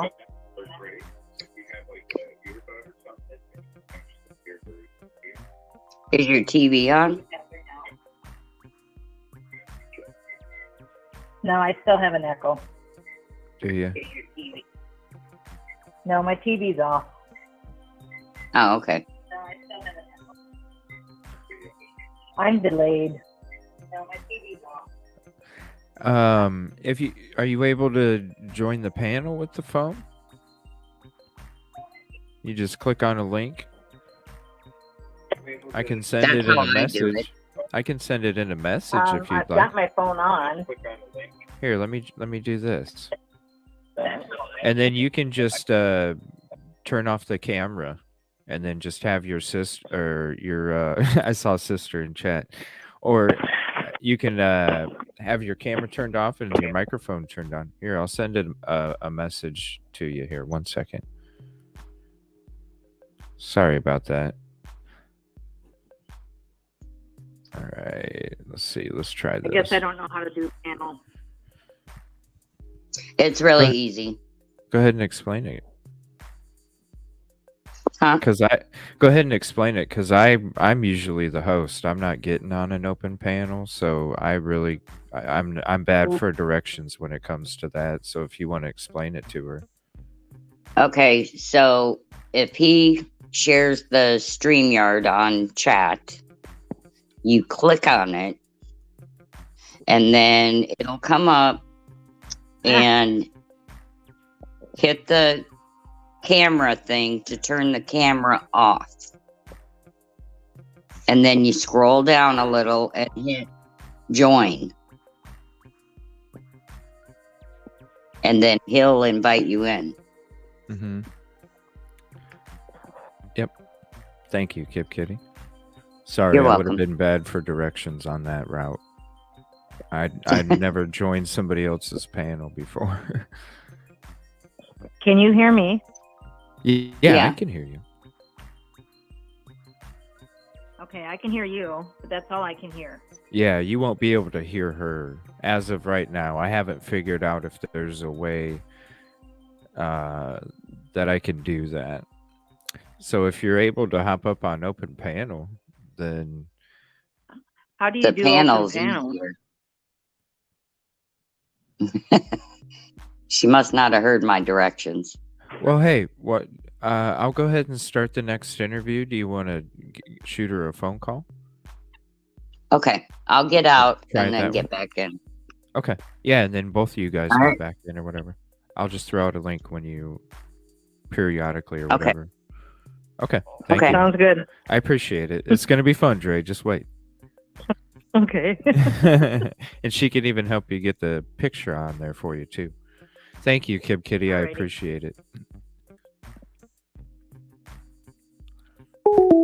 Sorry about that, everybody. I don't know how to. That thing is buggy as hell.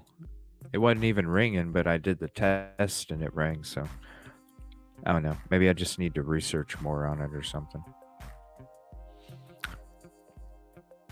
All right, let me get to this next interview here.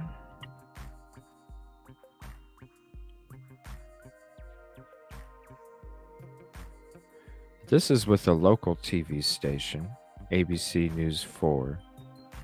And this was a few hours after she talked to Court TV.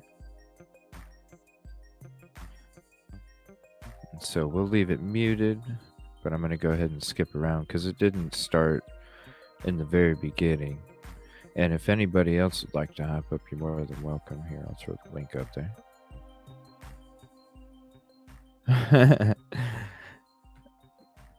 Dre, the panel is it really is so much easier. It really is. And plus you're able to sit back and watch these videos and stuff with us and commentate on them too. We got to get SRB back up on panel again some night. We got to get everybody back up on panel again one night. All right, let's see where. All right, so we're going to go ahead and I'm just going to skip to the actual interview. We got some News Nation stuff coming up here. 13 minutes. Yeah. I'm sure this won't be the last time we watch this. Interesting podcast. I'll throw the link to it in chat if you want to watch the whole thing. We had FOIA'd this information, which we know we had put a freedom of information request in. So we were able to gather all this information, but it is a lot of case audio files, the original interviews. We've gone through this information. So to come full circle where we are today, and I'll just start off that Eric Bland and the Ronnie Richter, they're having another look at this. But let's start from where Sandy, we just want to give you a little background. Let's play clip number 1 with Sandy Smith.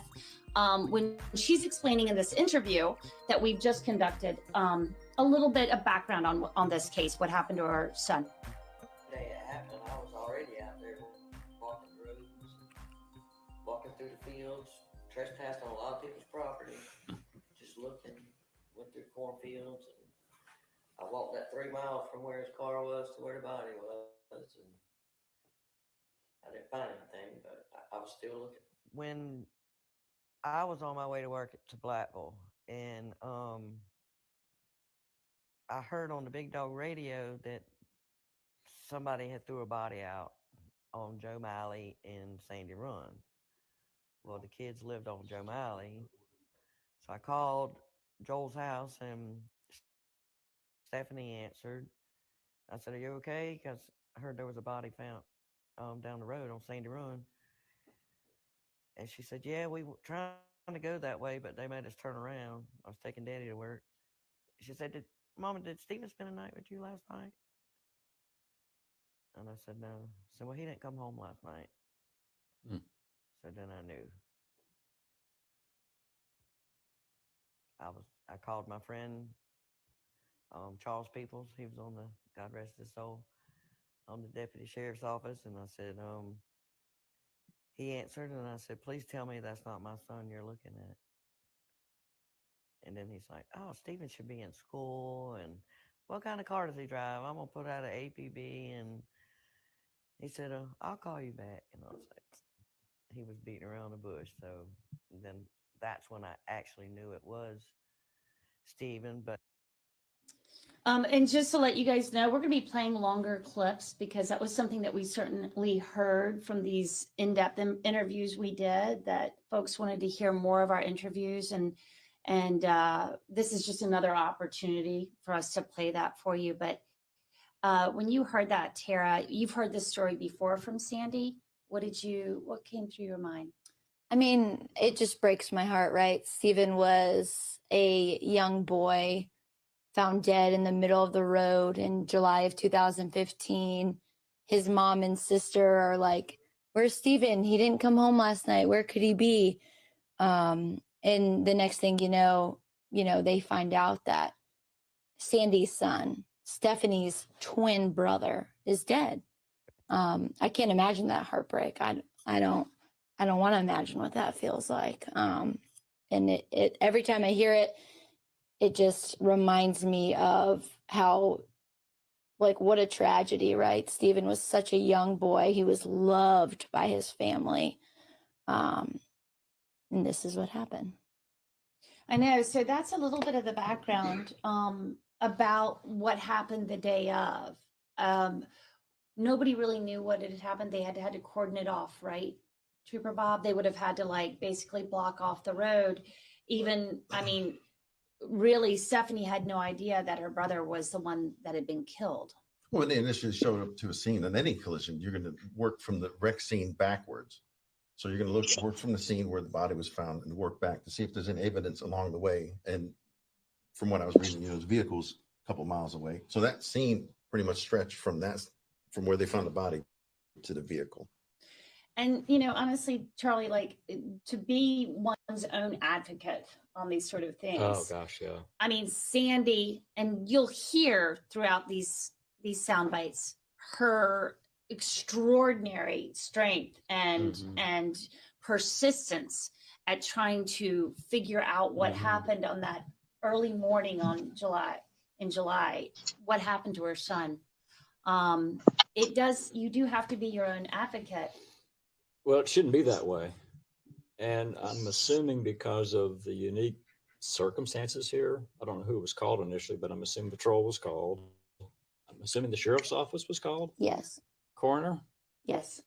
And he did in fact send it, or she, I don't know the gender, for an autopsy, forensic autopsy. So that was done. Do you know if there were follow-up interviews done with where he had been earlier that day? Well, there sure were. There were enormous amount of case audio files, and that takes us straight to Trooper Tommy Moore. We can play this second clip, Max. Here, let me go ahead and like this real quick. Ann Emerson, Charlie Condon, and Tara Jabor discussed an exclusive sit-down interview with both Sandy Smith and retired South Carolina Highway Patrol Trooper Tommy Moore, who met for the first time last week.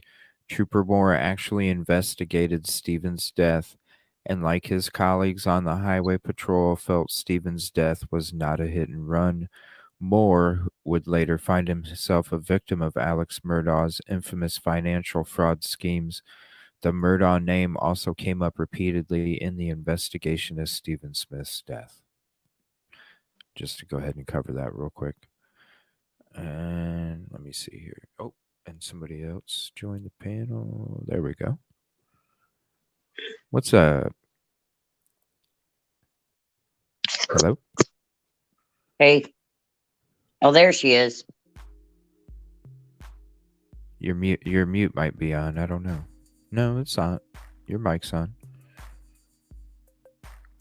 Great. Let me see here.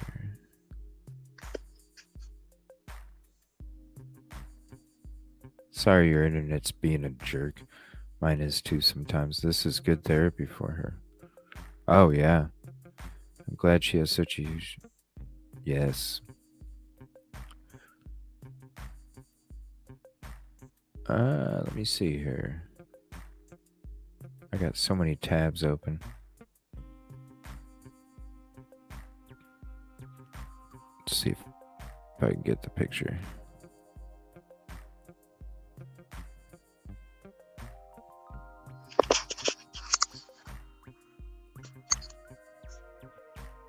I have to like close everything down here.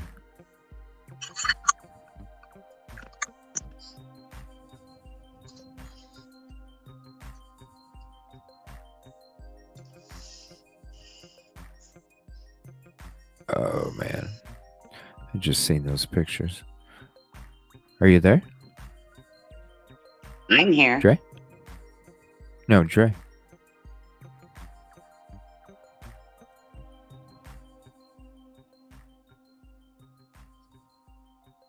Is her mic on? It shows there's no mute.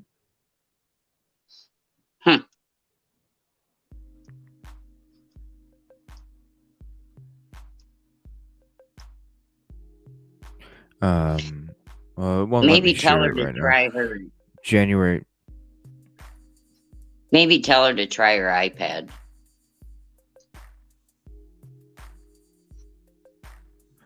January 29th, 1996 was his birthday.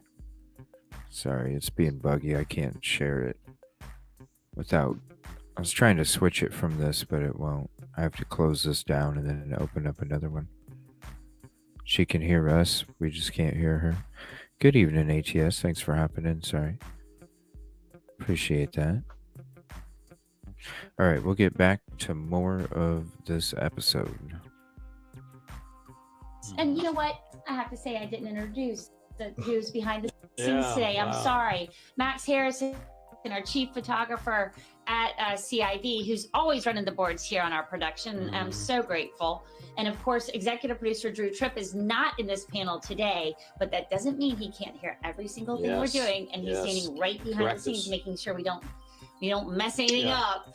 So he's right there too. But Max, if you could play clip number 2, that would be fantastic. Drove to the scene.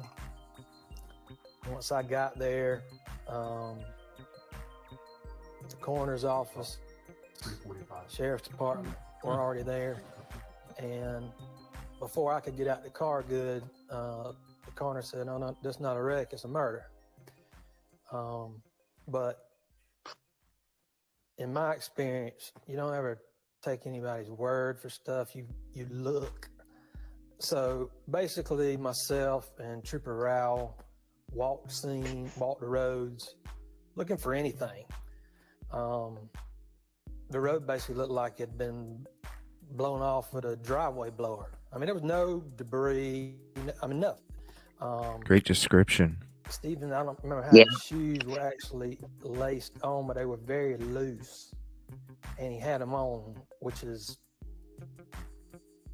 not possible. Right. When you, any type of force like that with an accident, you're going to lose your shoes. I don't care how tight you got them on. Or you're going to lose clothing. You're going to lose something. They showed me the injury and said it was a shooting. I'll be putting out clips of these tomorrow to make sure it was, when I get off work. We thought it was legitimate. I'll have them out at 7 p.m. Central tomorrow night. So we left the scene, and I guess about an hour later, I got a call to come back to the scene. And when we did, they said, this is a hit and run. And I said, no, it's not. And they said, well, he was in the road, so that's how the coroner's ruling. I said, and I looked at the coroner, I said, that ain't what you said when I first got here. You said it was a murder. And he started backtracking off his story. And I could see where it was going. So obviously I called my captain. That was Ernie J. Washington, the coroner. This is a case where it's clearly not a hit and run, in my opinion. We need the MAKE team to come out here because they're our experts, and let them look at it. So the MAKE team was called, and it took them a while to get there, but basically SLED came, and then SLED said, well, this is not going to be a murder, and they left. So the sheriff's department, of course, is going off what the coroner says, and they basically done this, said it's y'all's case. And I talked to the captain about it, and I said, listen, this is not a hit and run, and I don't know what to do here. They won't take responsibility. He said, well, then we're going to have to. So that's what we did. MAKE team arrived on scene with that look on their face, scratching their head like, this is not a car wreck. I said, I'm aware of that. But needed a second opinion because everybody has basically washed their hands and said, we can't. That was Wow. once again Trooper Tommy Moore, former Lieutenant. Basically, yeah, Trooper Tommy Moore. A lot of interesting statements. Yeah, I'm going to be making some short clips tomorrow when I get home from work. So I'm going to be doing some work, making some clips that I'll be putting out tomorrow around normal time when I stream. So don't think that I'm doing a show on my night off. I'll just be releasing clips at the same time I'd normally be doing a stream. Crazy stuff that like the whole night has just been great interviews, great statements, great news. So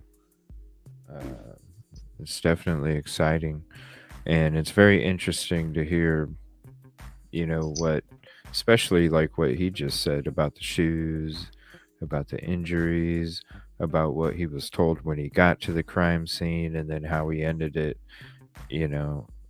basically like this. Was a shooting. Of course, we still walked the scene to make sure we thought it was legitimate. Didn't see anything. So we left the scene. You can tell it's hard for him to talk about I it. guess about an hour later, I've got a call to come back to the scene.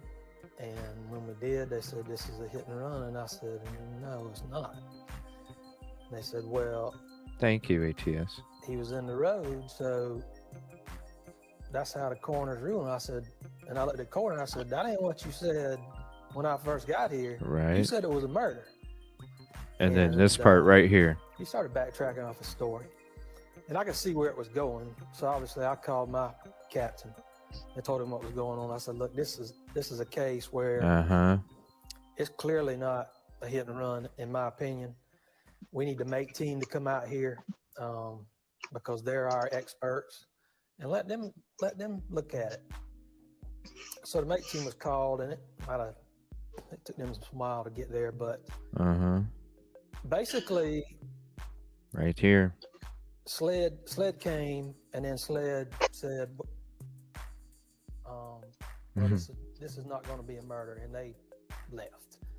So, Which is what they're Sheriff's supposed to do Department, of course, is going off what at the that time. coroner says, and they basically done this. Said it's y'all's case, and I talked to the captain about it, and I said, listen, this is not a hit and run, and I don't know what to do here. They won't take responsibility. He said, well, then we're going to have to. So that's what we did. No, she ended MAKE up team leaving. arrived Thank on you for scene, trying, Dre. with that look on their face, scratching their head like, this is not a car wreck. I said, I'm aware of that. But I needed a second opinion because everybody has basically washed their hands and said, Yep. we can't investigate this. Yep. What a way to end it right there. It's the truth. And as far as my knowledge, I know there's a lot of people saying that there was one that was performed, Pam. But if I'm remembering correctly from the people that are a lot closer to this case, I believe there was one that was not done. I know there's a lot of talk about there being one, but it was lost and this and that. The volume really low on the clips? No, I have it maximum.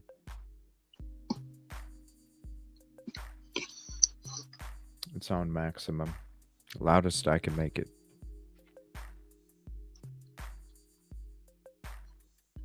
Yeah, very interesting what he's saying. Yeah, if not tonight, Dre, we can figure it out before Thursday's show. We'll figure it out. It's not that. There's got to be some. It might have been like a mic allow. Maybe try go to the settings on the link and then see if you have to click the button to share your microphone or something. Maybe. I don't know. It was something. You could hear us, but we couldn't hear you. So I'm thinking it was. And I always just restart my phone. That always usually fixes stuff. Something's bugging out. I just restarted. That was once again Trooper Tommy Moore, former Lieutenant Tommy Moore, and talking. And Sandy's right there. Sandy was in this interview the whole time. You might not see her in the clip right there because we had it kind of close on Tommy, but she's listening to all this. This is not obviously new information. This is a case that's been looked at by everyone across the journalists across the world at this point have had a chance to look at the Stephen Smith thing as well. When you hear that it was, there's so much confusion right at the scene of this. They've got, I mean, just listening to Tommy in his voice, I can tell his frustration. Not only do you have someone with 20 years experience, you have the mate team. I mean, this is what, when I was a trooper, this is what we did. Yeah, that's what Accident they do. Investigation. That was like 90% of our job. So you go to these scenes. A lot of times people tell you, well, I ran off the road. I hit a deer. But you're going to see some sort of evidence. I don't care what kind of a collision it is, something, especially with the pedestrian fatalities he was talking about. Yeah, people get knocked out of their shoes, especially that much force to kill somebody. You know, he wasn't laying parallel with the roadway 3 feet off the road to get hit in the head. He would have had injuries to his legs, maybe some compound fractures where the bones are sticking out. There would have been some sort of injury. He flew into a windshield or over the vehicle, not just a head injury from something like that. And Bob, I want to ask you this because this is something that Tommy Moore told us. He said, you know, we're not homicide investigators. He said, we don't investigate homicides, but he said they felt like nobody else would take this case, so they had to do it. What's your input on that? Well, two things I wanted to say real quick. One of them is we're talking about still more evidence. You would have saw a headlight from a vehicle, a part of a grill, maybe a piece of a fog lamp, something, a piece of molding, something to corroborate that he was hit by a vehicle. And there was nothing. Just like Tommy said, it looked like the street was blown and off. Sandy said it in the clip prior. She said, I walked that. I've walked this area. I walked it and looked at every single thing. This was a road they knew.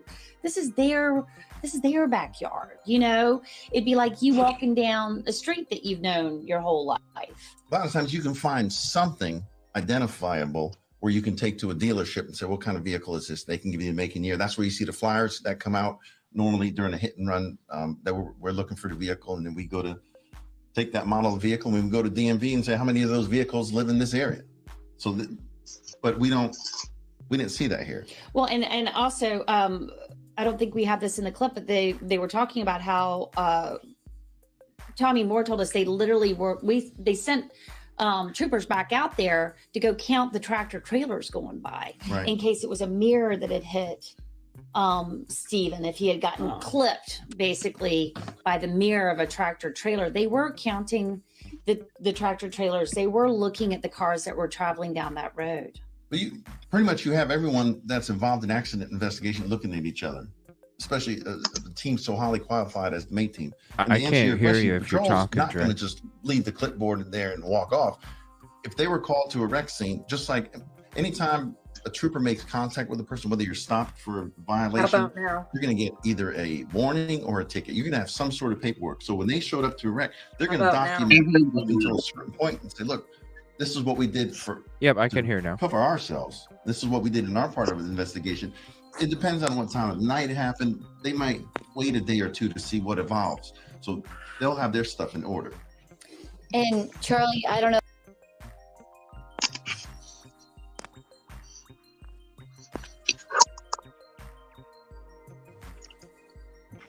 Hey, Dre. Hey, I forgot to hit the button on my ear thing. There we go. There you go. You finally got it. Thank you for hopping in. Figured it out. Awesome. And I'm just going to go. Video. Okay. I'm going to put the link to, if you want to watch the whole video, I'll put the link in chat for you. You can go check it out. I'm just going to be playing the clips of where the trooper and where they talk to the mom and such. But they got great podcasts. They'll be coming out with more. They have a lot of podcasts on the murders that just took place, you know, with the trial and everything. A lot of great podcasts on there. So But this is just about Stephen Smith. So let me go ahead and get to this next trooper statement. Very interesting stuff that we're finding out this whole evening. I like these shows because every show that we have is just packed with information and we learn a lot each night.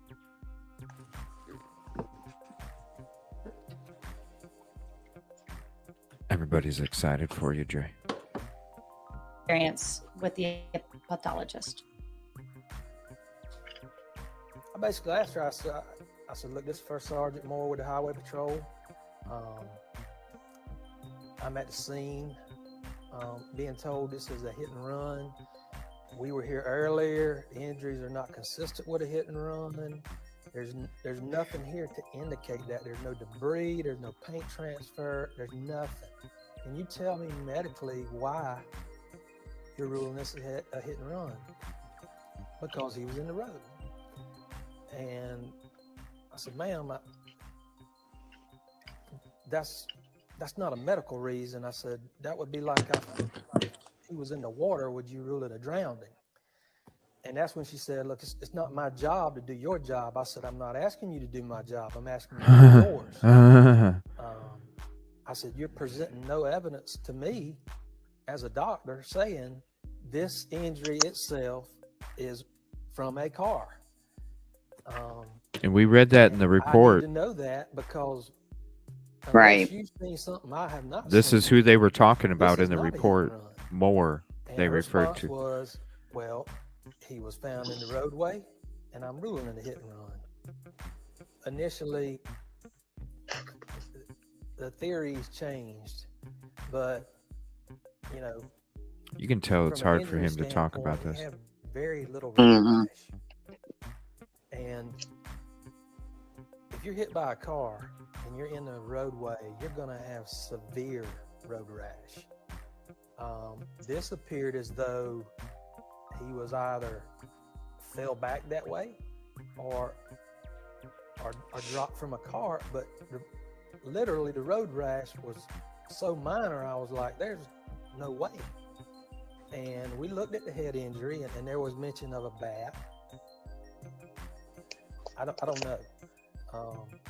And then it was, we were told it possibly could have been a tractor trailer mirror that did it. And because of the way he would have had to have been standing in the road, which would have been very awkward for him to be hit by a mirror, I was like, there's no way. So that was Tommy Moore. Wow. Back in, it was either 2015 or 2016.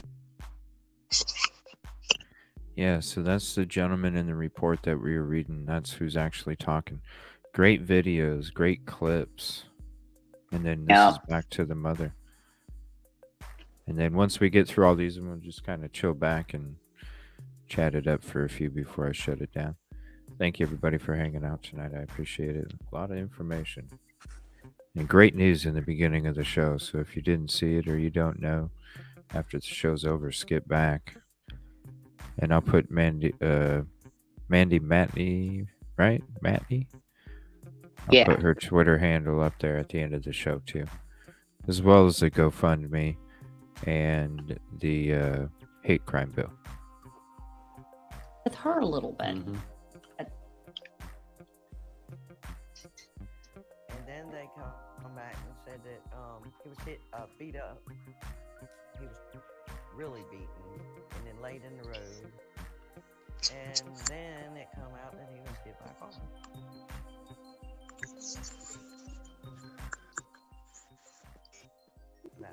That did not happen. Can't even hear her.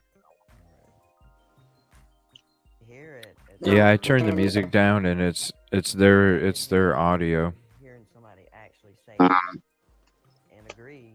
It's their audio. Not a hit and run. Can't even imagine. Well, I was discouraged about the hit and run thing, but I was glad that somebody was at least, because they did interviews, they did work. And, but then, they had nowhere else to go. And then all of a sudden, I don't hear from Maida anymore. And the case is closed. You know, that's like closed. And so that's when I started writing everybody, governor, Department of Justice, and just sent letters everywhere. So that was Sandy, and I think. See the audio difference from when they go to the interviews. It's whatever their microphone source is. Just with the mom, when they're talking to the trooper, it seems okay. It's not as loud as it should be, but it's not as that bad. But at least we got court TV, because she's basically saying a lot of the same stuff she said on court TV, and that was a great video. Yeah. Yeah, it's not me. Sorry. I put the link in chat. You're more than welcome to hit up the actual source. You'll see what I mean when you actually listen to it on your own. Kind of lays it on the line a little bit. I like to hear this. Yeah. This one ain't too bad. I mean, I definitely think he was murdered.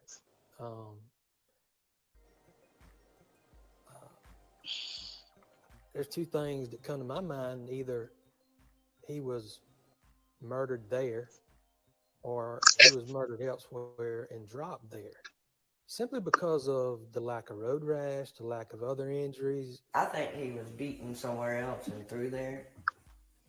Because Whoa. when you look at the photos, the only blood you really see is like around where his head was. They should have put microphones on there's there. no, like, if they beat him there would have been blood all over that road. You're a news station. Splatter.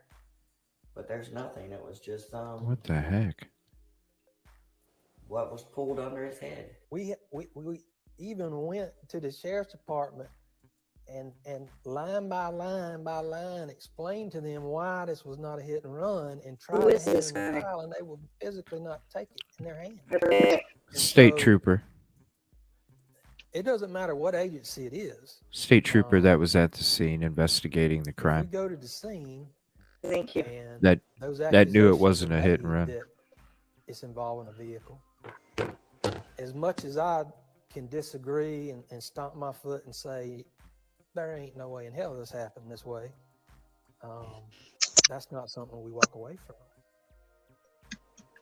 Yeah, I mean, and it's so interesting, like for someone of his stature within the highway patrol to go to the sheriff's department, and he went to several agencies. He went to his own agency. I think in our story last night, we talked about how he had gone to the upper ups, the higher ups in the highway patrol and said, can you please go back to SLED? Can you please ask them to investigate this? And then he goes to the sheriff's department. He does the same thing. Please investigate this, because you're the ones that can do the criminal investigation for that not to happen, even with someone with thousands of accidents under their belt. Why is this happening? Well, first of all, that's a question for the sheriff. Or it's between Sandy and Tommy. I would, because I've read his report thoroughly, and I just want to thank you so much for, doing your job. Yeah. Aw. Actually, for the longest time, I figured you probably just like this. No. Aw. I have certain ones that. I'm glad that SLED reopened it. I hope they have information that will solve this case. I really do. I hope they come out looking like heroes in this, and they find the answers that we could not.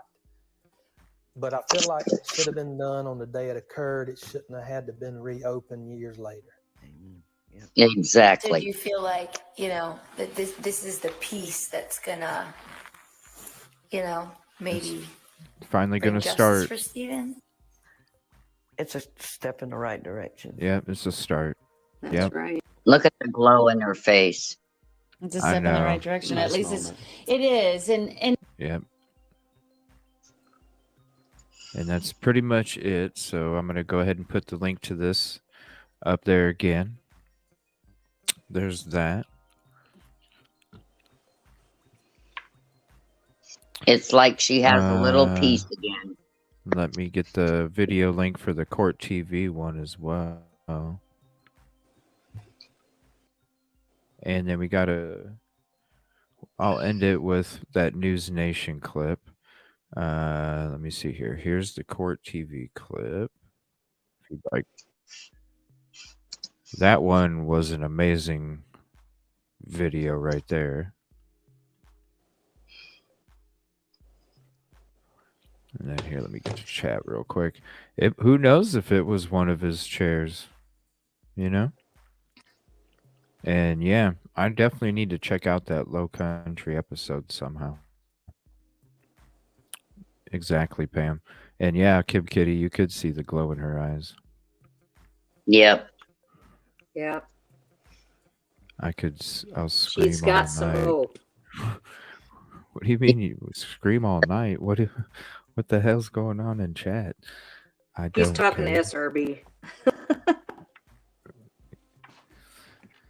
She looks like she can try to have hope. Somebody finally paying attention. Yes. All right, so let me switch to that News Nation. And then we'll go ahead and end the night. I'll be off tomorrow night. And I will be back Thursday. But so if you get a notification from me tomorrow night around 8 p.m. Eastern, it's not me going live. I'm just doing a couple shorts or whatever you want to call them, highlights. All right, so this is the News Nation video from an hour ago. It's about 11 minutes. So we'll kick back, watch this, and then I'll go ahead and end the show for the evening. Thank you, everybody, for hanging out. I was going to say something, Arby, but I won't. What's up? I didn't hear you, Dre. What's up? I just read SRB's comment, and I was going to say something, but I won't. Okay. Let me see. Off topic, but I was scanning through. Oh, some of the goods. I know I got a lot of different music on my Spotify playlist. Fantasy sports.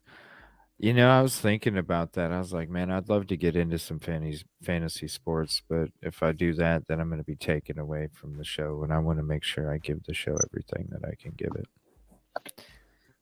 Let me get more, as I grow as a live show and a host, as I grow the production of it and all that other stuff. Maybe next year, starting with the NFL season, because I do love NFL fantasy. That's my favorite. So maybe by next fall, I'll be in the flow of things, and I'd definitely love to try that. All right, so this is the video from News Nation. Thanks, Kib Kitty, for giving us a sneak peek at it earlier. No problem. And I'm glad we got it working, Dre. That's cool. Yes, thank you. Mm-hmm. Death of 19-year-old Stephen Smith is no longer just a hit and run to be forgotten. You know about the case because he was a friend of Alec Murdaugh's son, Buster, okay? Buster was his friend. And there are rumors of potential involvement in Stephen Smith's death, but no proof has ever come out. Nobody's even really looked. There's been no substantiation of what happened, and the hit and run finding has always stunk. Buster denies it vehemently, just put out a statement. So for all involved, shouldn't there be an investigation? Doesn't the Smith family deserve that? Doesn't Buster, if he's not connected? Joining me now with a major breakthrough in the case is Stephen Smith's mother, Sandy, and her lawyer, Eric Bland. Thank you both very much for joining. Ms. Smith, I know that this is still very painful, especially the idea that your son did not get his due in terms of people trying to find answers to his death. How are you feeling about it now with the latest information? What do you want to share? I'm still in shock. I'm elated. Just have a lot of mixed emotions right now. This I've been waiting for. Well, I know it's a mixed blessing because the pain is still real.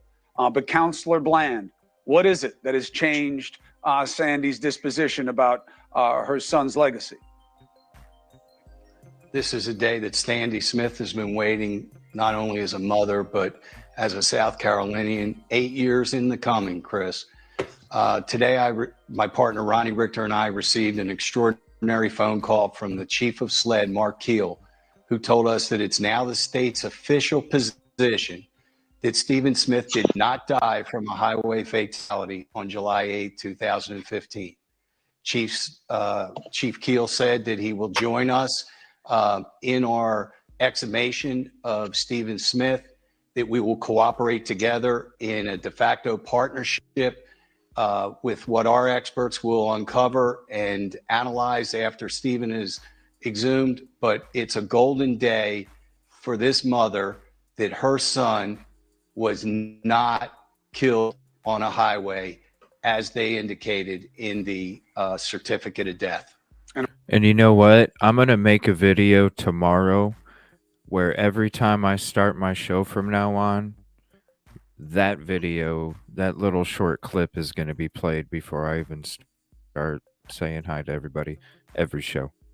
I'm great news. And of course, Sandy, you never believed that anyway, but one legal question, one personal question. Counselor Bland, on the legal side, is it true that the state authorities have said to you, no need to exhume the body? We already have what we need to continue this investigation. Is that true? And do you accept that?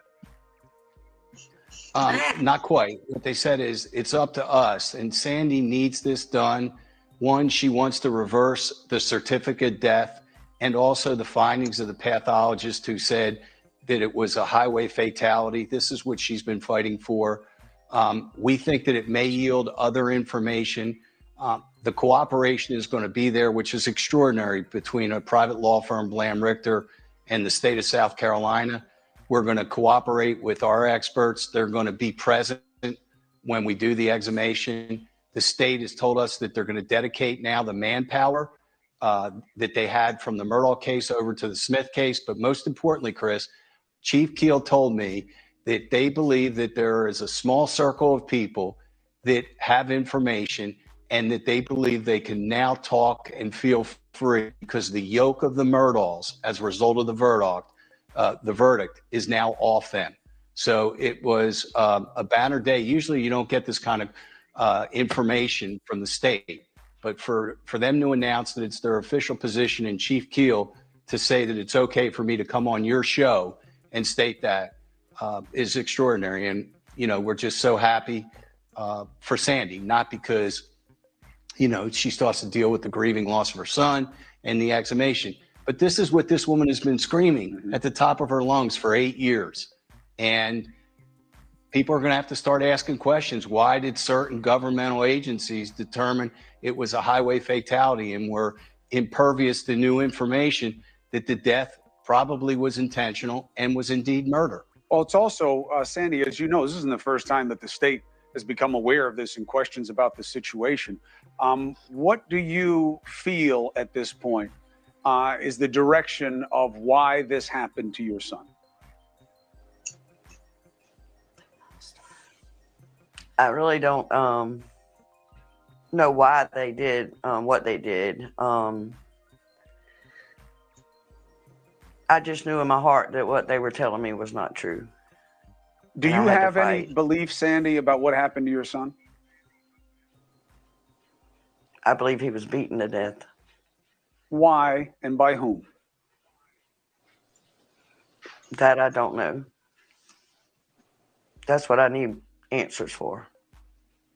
Counselor Bland, is there any working theory? I think it was a hate crime. I think, you know, Stephen was a very courageous young man to live an openly gay lifestyle in the low country of South Carolina in 2015. And I think it may have had to do something with his lifestyle. I don't have a theory on who did it. I think that once we exhume the body and we work with SLED and maybe we can get some people to talk.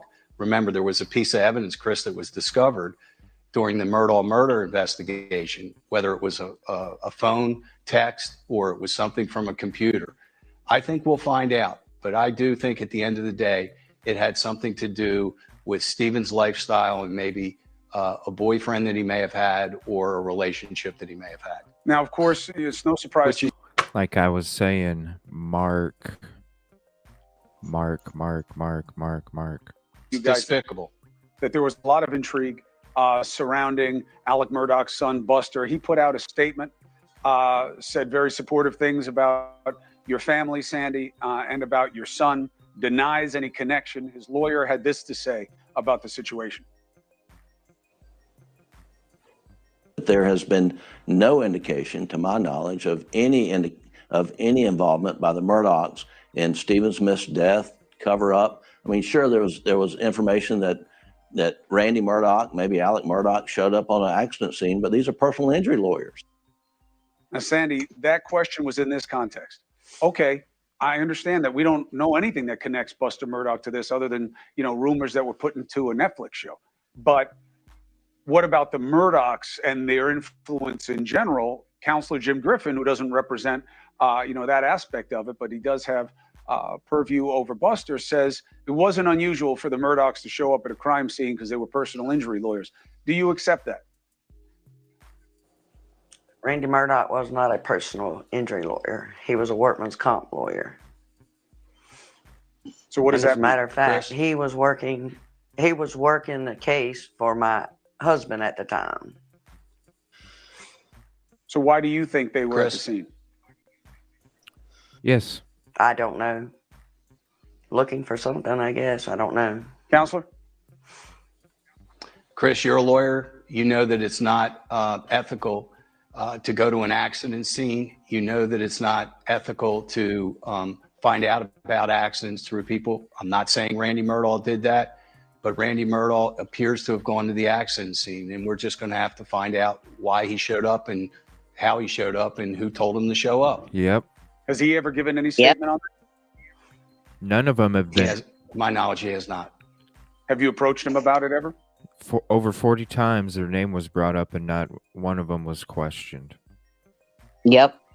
Well, maybe this Chris, time. I got involved in on Friday, and in 5 days, Ronnie and I have at least gotten the state to commit that this is a murder, which, we're making progress, fast progress. And they Give me a got couple phones. days, Chris. They got phones. Of course.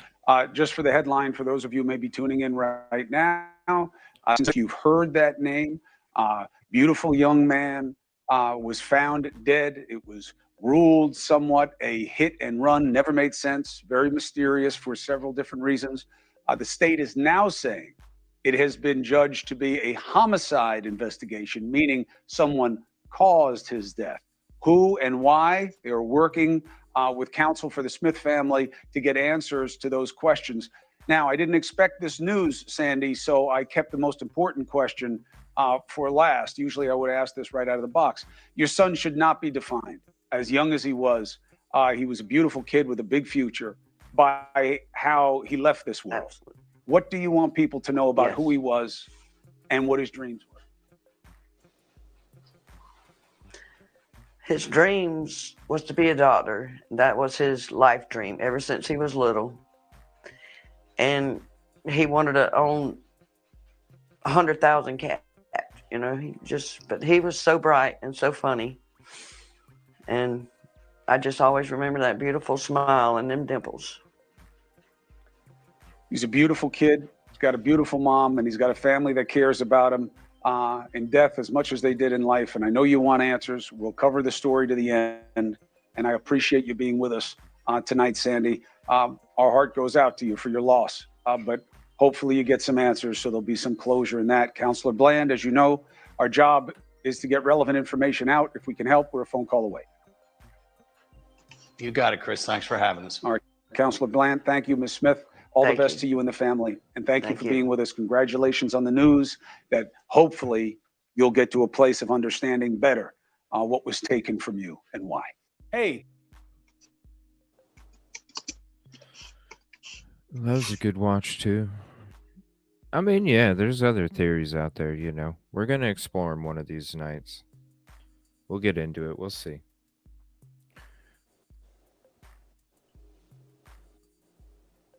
Hoping to have Cold Truth on Thursday. We'll see. I did kind of look into some of that Ray Hanish, I think. Pretty interesting stuff.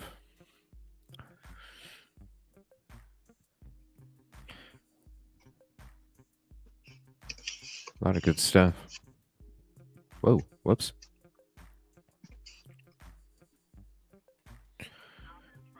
Well, thank you everybody for hanging out tonight.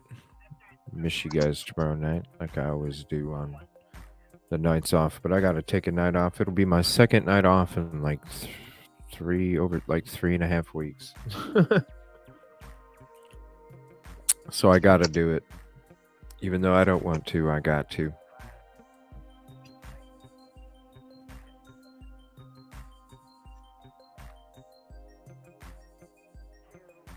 Good night, everybody. Yeah, thank you guys for hanging out on panel. Appreciate it. Open panel Thursday. So if anybody wants to hop in Thursday, unless I'm having Cold Truth, if I'm having Cold Truth, then I'll just be kind of interviewing her. Crazy story. I watched a little bit about it today. Definitely very interesting. Possible ties to Delphi. I still don't know that much about it. Yeah, I still don't know that much about it. I kind of don't want to dig in too much about it because I kind of like hearing about all of it like fresh. That's right. I kind of like hearing fresh. I want to get a little bit of a background, but then, tell me fresh so I can just let it stew upstairs. Thank you. I appreciate that, SRB. Can you hear just me? wait. Yeah. And just wait for the intro Okay. Thursday. Yep, we can hear you. Thank you, Pam. Yeah, thank you, Drain Kick Kitty. I appreciate it. Hey, what's up? Good night, everybody. Good night. Thank you, Dre. I'm glad it worked. Yeah, I'm glad it's got figured out. See, it's not Another that time. bad. Yeah, we'll be back Thursday. And if Yeah. if it's an open show Thursday, we'll be definitely doing an open show Friday. Because we do those late streams on Friday, so not sure what we're getting to. It might be the theory night on Friday. We'll see. Kevin Kraft's going to be joining us Friday night too later on, so maybe we can do the theory. Okay. Well, thank you everybody for hanging out. I appreciate it. Hope you guys Good have night, a everybody. peaceful and positive Thanks, evening. CJ, Good for all night. your stuff. Oh, thank you. I appreciate your support. Love you, sis. Love you too. Good night, everybody. Night, Night, Eagle, CJ. Good night. Appreciate it.